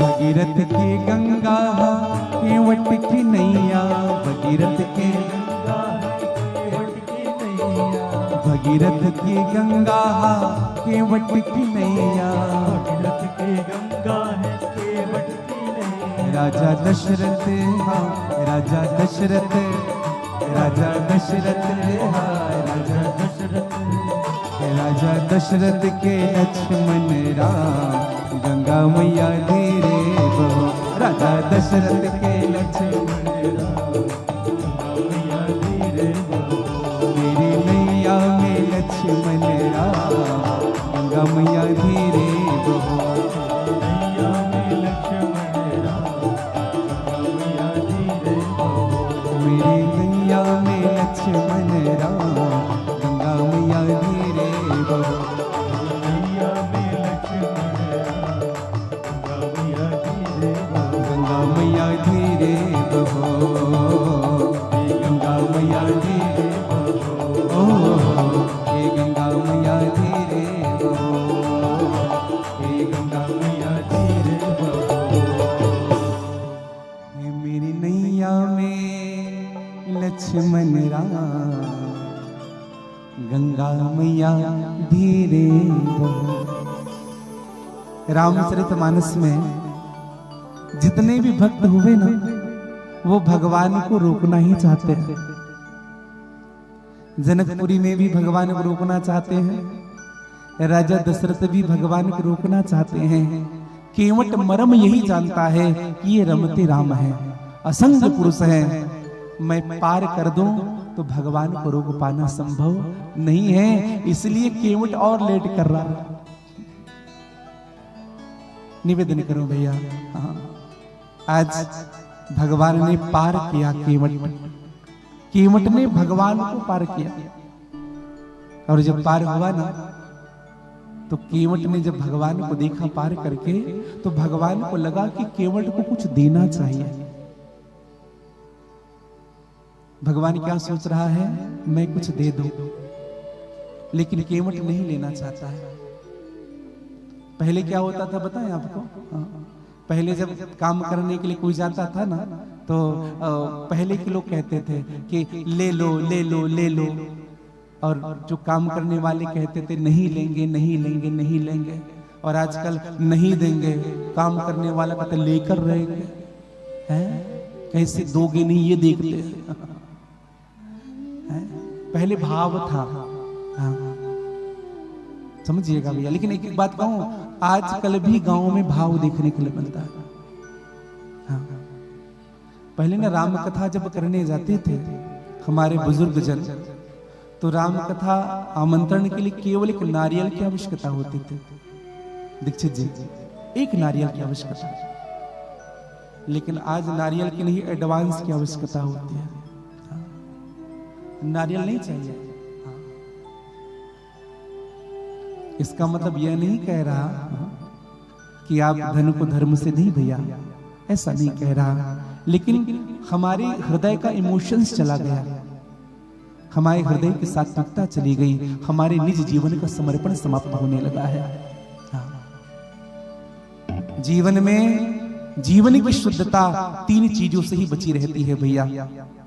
पहला है समर्पण, दूसरा है अर्पण और तीसरा है तर्पण। ये 3 चीजें ही जीवन को शुद्ध करके रखता है। समर्पण से आपका निज जीवन शुद्ध होता है, अर्पण से आपके चित्त शुद्ध होते हैं और तर्पण से आपकी बुद्धि शुद्ध होती है। कीमत को देने लगे, कीमत नहीं लेता है। बहुत किन्न करना यत्न नहीं कछु कीमत ले। बहुत किया भगवान ने, कीमत नहीं ले रहा है। क्यों नहीं ले रहा है? कीमत कहता है प्रभु जात वाले निकाल देंगे, बिरादरी वाले निकाल देंगे। कैसे निकालेंगे? नाई से ना नाई लेते, धोबी से ना धोबी लेते। और कीमत ने बड़ी सुंदर बात कही, प्रभु मैं गंगा तट का माझी हूँ, तुम भव सागर के केवट। प्रभु हम दोनों का काम एक ही है।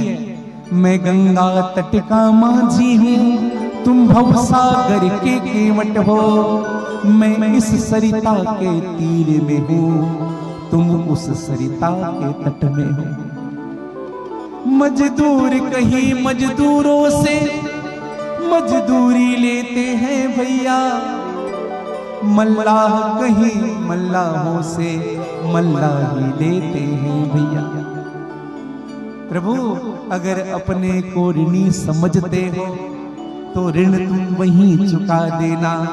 आज मैंने है तुमको पार किया, तुम मुझको पार लगा देना।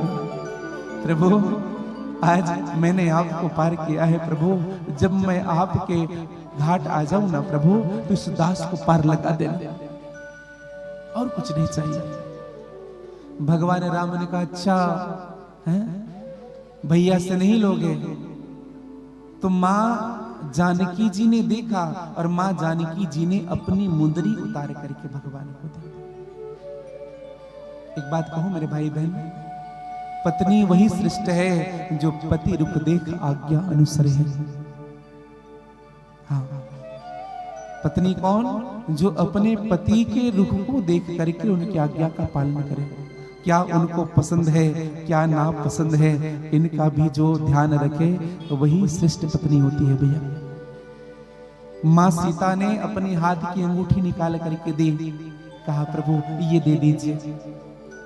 भगवान राम ने अंगूठी लेकर के जब देना चाहा, एक दर्शन करिएगा, तो केवट उस अंगूठी को लेता नहीं है। केवट अब तो रोने लगा। केवट रो रहा है जब मां की अंगूठी जब देने लगे। केवट से पूछा गया भैया क्यों रो रहे हो? केवट ने कहा प्रभु आज से पहले ना आपके भी चरण धोए थे, किसी ने याद करो प्रभु। किसने चरण धोया था? राजा जनक ने चरण धोया था। और प्रभु नियम यह कहता है चरण धोने वाला लेता नहीं, चरण धोने वाला तो देता है प्रभु। राजा जनक ने अपना सर्वस्व लुटा दिया था आपका चरण धो करके, अपनी बेटी सीता को दे करके अपना सब कुछ लुटा दिया था।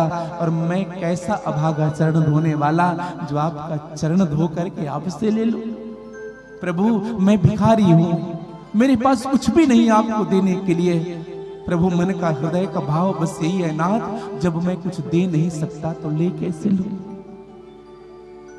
अब दर्शन करिएगा मेरे भाई बहन। भगवान राम ने कहा केवट तुम्हारे जीवन में इतना परिवर्तन कैसे? केवट ने कहा प्रभु आपको यकीन नहीं हो रहा है ना, मैं खुद सोच करके मुझे यकीन नहीं हो रहा है कि मेरे निज जीवन में इतना परिवर्तन आया कैसे। लेकिन इतना जानता हूं प्रभु, जब से आपका दर्शन हुआ है ना तब से मेरे निज जीवन में यह परिवर्तन आया। और निवेदन करूं मेरे भाई बहन, आज केवट ने भगवान से मांगा क्या? केवट ने भगवान से कहा प्रभु कुछ नहीं चाहिए प्रभु। तो भगवान के सन्मुख केवट ने हाथ जोड़कर कहा नाथ अब कछु नाथ, अब कछु नाथ न चाहिए मोरे, अब कछु नाथ न चाहिए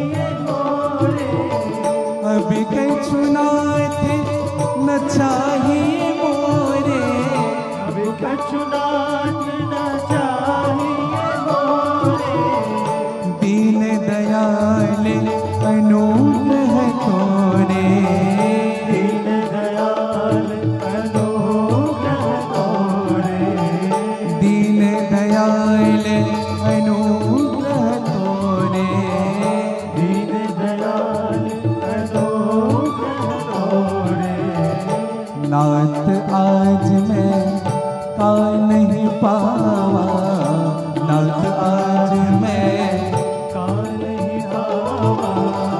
नाथ आज मैं का नहीं पावा, आज मैं का नहीं पावा, मिटये दोष दुख दारिद्र दावा, दोष दुख दारिद्र दावा, मिटये दोष दुख दारिद्र दावा। दोष दुख दारिद्र दावा। केवट ने भगवान से कहा, प्रभु पूरा जन्म निकल गया नाथ नाम चलाते चलाते, लेकिन मुझे ऐसा लगता है अभी तक मुझे केवल धन मिलता रहा, केवल धन प्राप्त होता रहा। आज मुझे जीवन भर के परिश्रम का मानो धन नहीं परम धन मिल गया, अब कुछ भी नहीं चाहिए ना। मैंने बहुत काल तक नाम चलाया, बहुत काल में किन्ह मंजूरी, बहुत काल में किन्ह मजूरी, आज दिन विधि बनी भली भूरी, आज दिन विधि बनी भली भूरी, अब कछु नाथ न चाहिए मोरे, अब कछु नाथ न चाहिए मोरे, दीन दयाल अनुग्रह तोरे, दीन दयाल अनुग्रह तोरे, दीन दयाल अनुग्रह तोरे,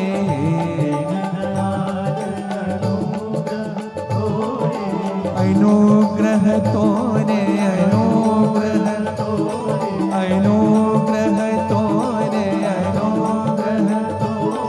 अनुग्रह तोरे,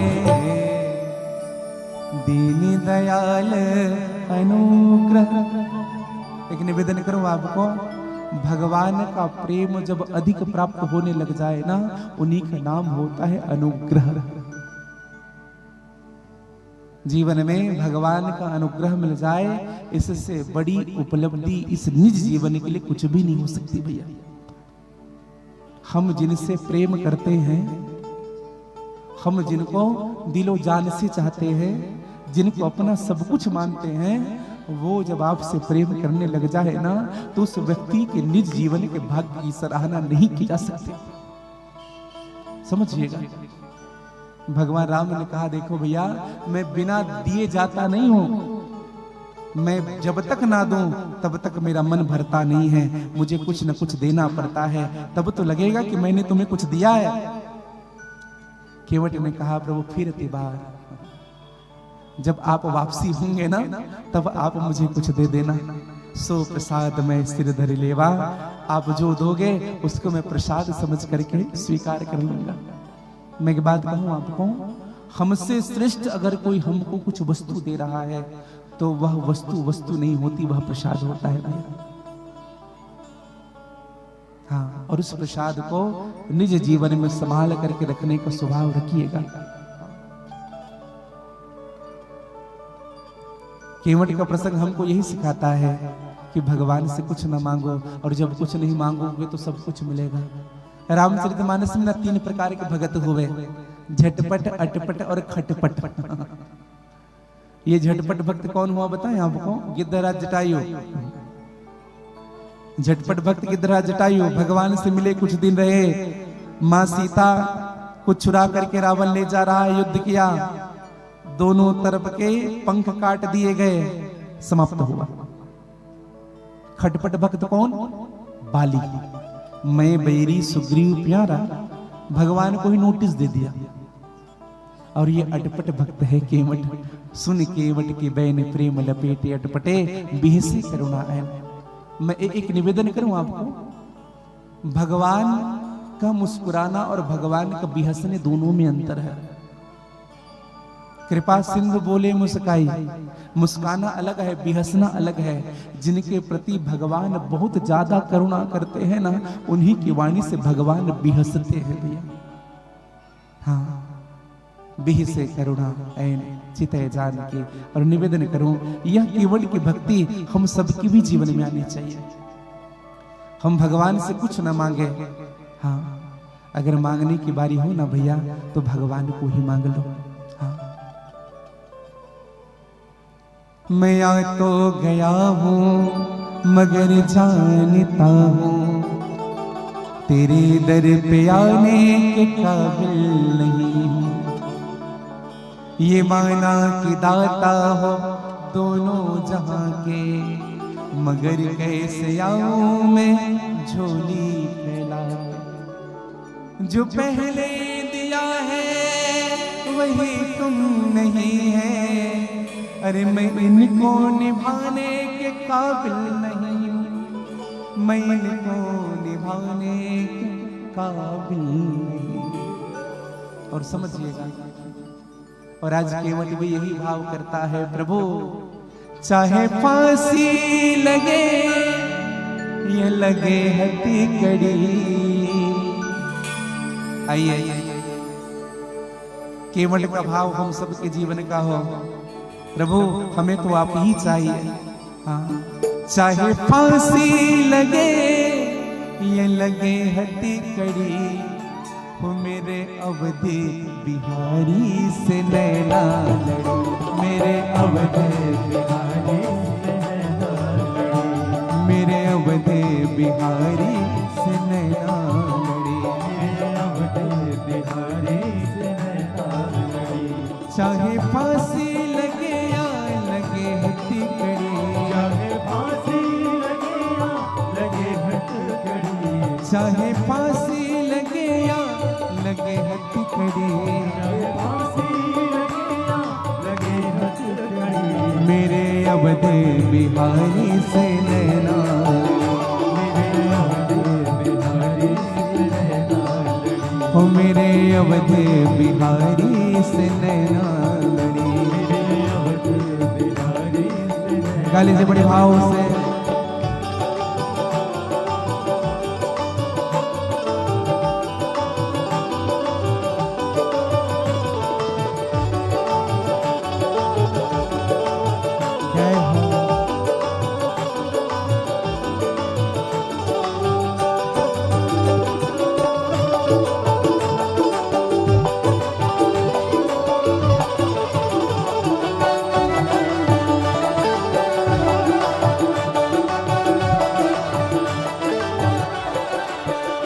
सखी अवधि नगरिया को जाऊंगी मैं, सखी अवधि नगरिया को जाऊंगी मैं, सखी अवधि नगरिया को जाऊंगी मैं, सखी अवधि नगरिया को जाऊंगी मैं, प्रेम घर में वहीं पे बनाऊंगी मैं, वहीं पे बनाऊंगी मैं, प्रेम घर में वहीं पर बनाऊंगी मैं,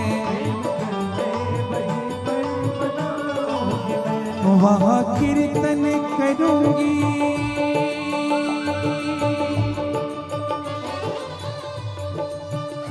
वहाँ कीर्तन करूंगी, बस खड़ी ही खड़ी, वहाँ कीर्तन करूंगी, खड़ी ही खड़ी, वहाँ कीर्तन करूंगी, खड़ी ही खड़ी, वहाँ कीर्तन करूंगी, खड़ी। गाइएगा, ओ मेरे अवधि बिहारी से नैना,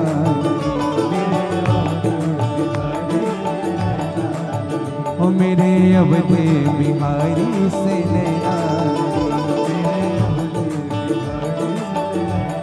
हो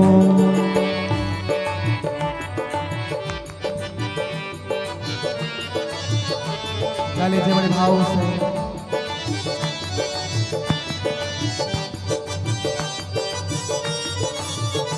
ऐसे दोनों हाथ पसार कर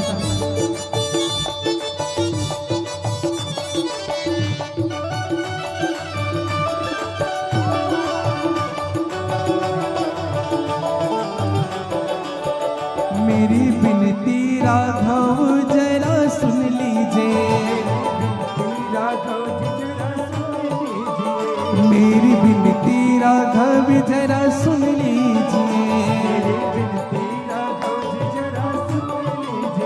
अपने चरणों का दास बना लीजिए,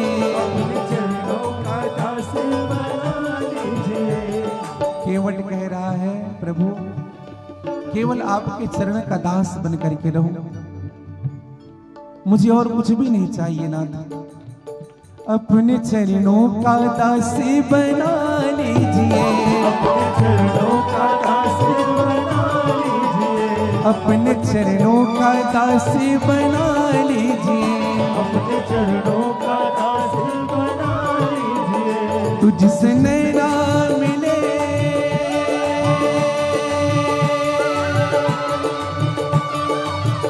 तुझसे नैना मिले हर घड़ी हर घड़ी, तुझसे नैना मिले हर घड़ी हर घड़ी, तुझसे नैना मिले हर घड़ी हर घड़ी, तुझसे नैना मिले हर घड़ी हर घड़ी। हो मेरे अवधे, हो मेरे अवधे, हो मेरे अवधे बिहारी से नैना, मेरे अवधे बिहारी से मेरे अवधे बिहारी से नैना, मेरे अवधे बिहारी से नैना, मेरे अवधे बिहारी से नैना, ओ मेरे अवधे बिहारी से नैना,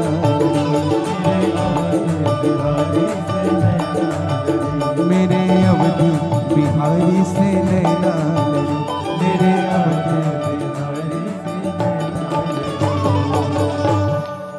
चाहे फांसी लगे ये लगे हथकड़ी, हो मेरे अवधे बिहारी से नैना।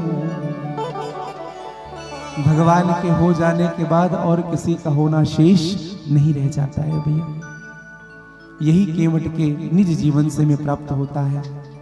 भगवान को आगे भेजा गया विदा के केवट ने। और एक निवेदन करूं मेरे भाई बहन, केवट जब विदा कर रहे थे ना तो भगवान ने केवट की आंख में आंसू देखा।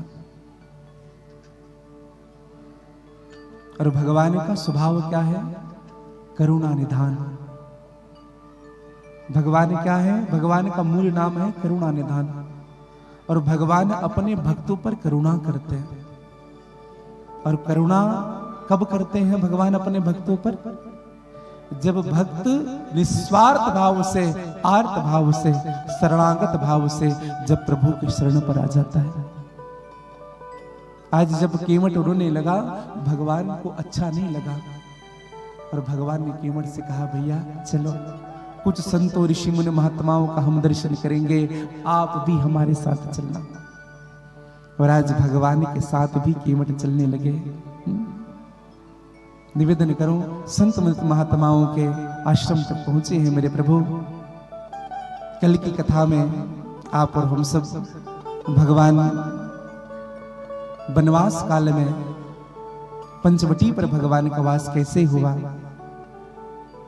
भगवान ने सर्वभंग, सुतीक्षण, अगस्त मुनि इन सबको दर्शन दिया। भरत जी महाराज पिताजी के चले जाने के बाद भगवान को लिवाने के लिए आते हैं। कल आप और हम सब इन सभी कथाओं का श्रवण पान करेंगे। और इन्हीं शब्दों के साथ में वाणी विराम दूं। काम हिनारी प्यार जमे, लोभी को प्रियदाम, तिम रघुनाथ निरंतर प्रिय लागो महिराम। इन्हीं शब्दों के साथ वाणी विराम दूं। वाक्य को पुष्पांजलि। जय सिया राम, जय जय सिया राम, जय सिया राम, जय जय सिया राम, जय सिया राम, जय जय सिया राम, जय सिया राम, जय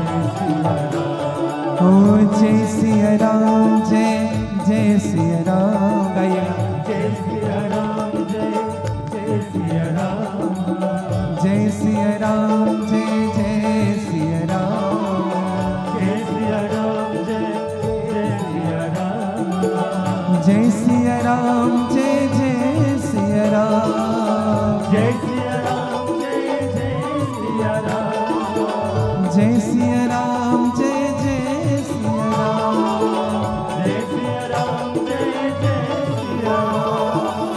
जय सिया राम, जय सिया राम जय जय सिया राम, जय सिया राम जय सिया राम, जय सिया राम जय जय सिया राम, जय सिया राम गाइए। सिया राम, जय सिया राम जय जय सिया राम, जय सिया राम जय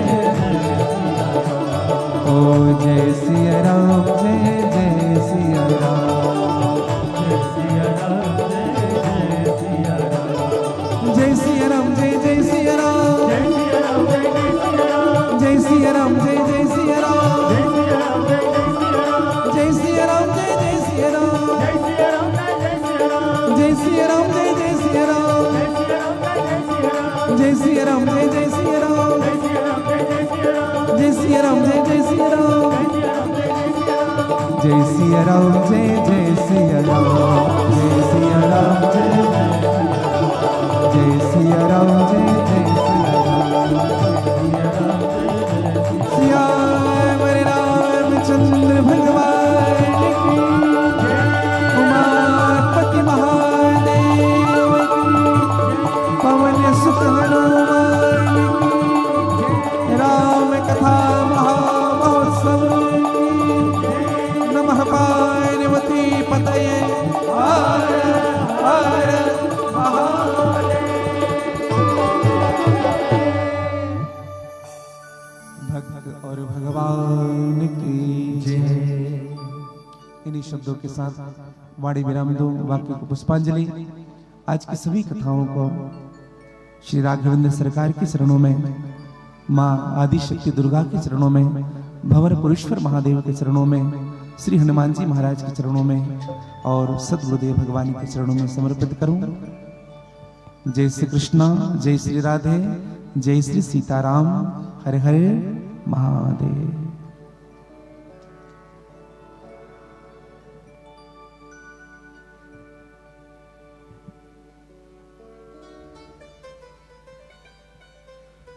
माँ आदिशक्ति पराम्बा, माँ सिद्धिदात्री, माँ भुवनेश्वरी के श्री चरणों को वंदन। व्यास व्यासासीन परम श्रद्धेय पूज्य महर्षि के युगल चरणों को वंदन। प्रभु चाह में चाह मिलाने को भगवान की भक्ति कहते हैं। बस जीते जी मर जाने को भगवान की भक्ति कहते हैं। आंखों से बरसते हो आंसू और अधरों पर मुस्कान रहे, एक संग में रोने गाने को भगवान की भक्ति कहते हैं। आज छत्तीसगढ़ की पावन धरा पर छत्तीसगढ़ के माटी पुत्र गौरवशाली विभूति परम पूज्य नारायण दास महाराज जी श्री राधे निकुंज रोहिणी गौधाम, ग्राम जंजगिरी, जिला दुर्ग, जहां पर 3 एकड़ में विशाल राधे निकुंज धाम स्थापित है, जहां बाबा निकुंजेश्वर महादेव विशाल मंदिर में विराजित है। मंदिर के सामने बहुत ही सुंदर मनमोहक राधा वाटिका है, जो मन को मोह लेता है। साथ में पूज्य महाराज जी के द्वारा निरंतर 9 सालों से रोहिणी गौधाम में सैकड़ों गौवंश की सेवा हो रही है। हर वर्ष कन्या विवाह, वार्षिक उत्सव, शिवरात्रि उत्सव, रथ यात्रा पर्व, राधा अष्टमी एवं तीज पर्व आदि उत्सव बड़ी भव्यता और दिव्यता के साथ मनाया जाता है। पूज्य महाराज जी का संकल्प है गौवंश की सेवा, सनातन संस्कृति का उत्थान एवं दिन दुखियों की सेवा करना। आपसे निवेदन है कि राधे निकुंज धाम रोहिणी गौधाम अवश्य पधारे और छत्तीसगढ़ के माटी पुत्र, हमारे छत्तीसगढ़ के गौरव परम पूज्य नारायण दास महाराज जी से जुड़े एवं उनके इंस्टाग्राम, फेसबुक और यूट्यूब चैनल को सब्सक्राइब जरूर करें। जय जोहार, जय छत्तीसगढ़, जय सनातन, हर हर महादेव। छत्तीसगढ़ की पावन धरा पर छत्तीसगढ़ के माटी पुत्र गौरवशाली विभूति परम पूज्य नारायण दास महाराज जी श्री राधे निकुंज रोहिणी गौधाम, ग्राम जंजगिरी, जिला दुर्ग, जहां पर 3 एकड़ में विशाल राधे निकुंज धाम स्थापित है, जहां बाबा निकुंजेश्वर महादेव विशाल मंदिर में विराजित है। मंदिर के सामने बहुत ही सुंदर मनमोहक राधा वाटिका है, जो मन को मोह लेता है। साथ में पूज्य महाराज जी के द्वारा निरंतर 9 सालों से रोहिणी गौधाम में सैकड़ों गौवंश की सेवा हो रही है। हर वर्ष कन्या विवाह, वार्षिक उत्सव, शिवरात्रि उत्सव, रथ यात्रा पर्व, राधा अष्टमी एवं तीज पर्व आदि उत्सव बड़ी भव्यता और दिव्यता के साथ मनाया जाता है। पूज्य महाराज जी का संकल्प है गौवंश की सेवा, सनातन संस्कृति का उत्थान एवं दीन दुखियों की सेवा करना। आपसे निवेदन है कि राधे निकुंज धाम रोहिणी गौधाम अवश्य पधारे और छत्तीसगढ़ के माटी पुत्र, हमारे छत्तीसगढ़ के गौरव परम पूज्य नारायण दास महाराज जी से जुड़े एवं उनके इंस्टाग्राम, फेसबुक और यूट्यूब चैनल को सब्सक्राइब जरूर करें। जय जोहार, जय छत्तीसगढ़, जय सनातन, हर हर महादेव। छत्तीसगढ़ की पावन धरा पर छत्तीसगढ़ के माटी पुत्र गौरवशाली विभूति परम पूज्य नारायण दास महाराज जी श्री राधे निकुंज रोहिणी गौधाम, ग्राम जंजगिरी, जिला दुर्ग, जहां पर 3 एकड़ में विशाल राधे निकुंज धाम स्थापित है, जहां बाबा निकुंजेश्वर महादेव विशाल मंदिर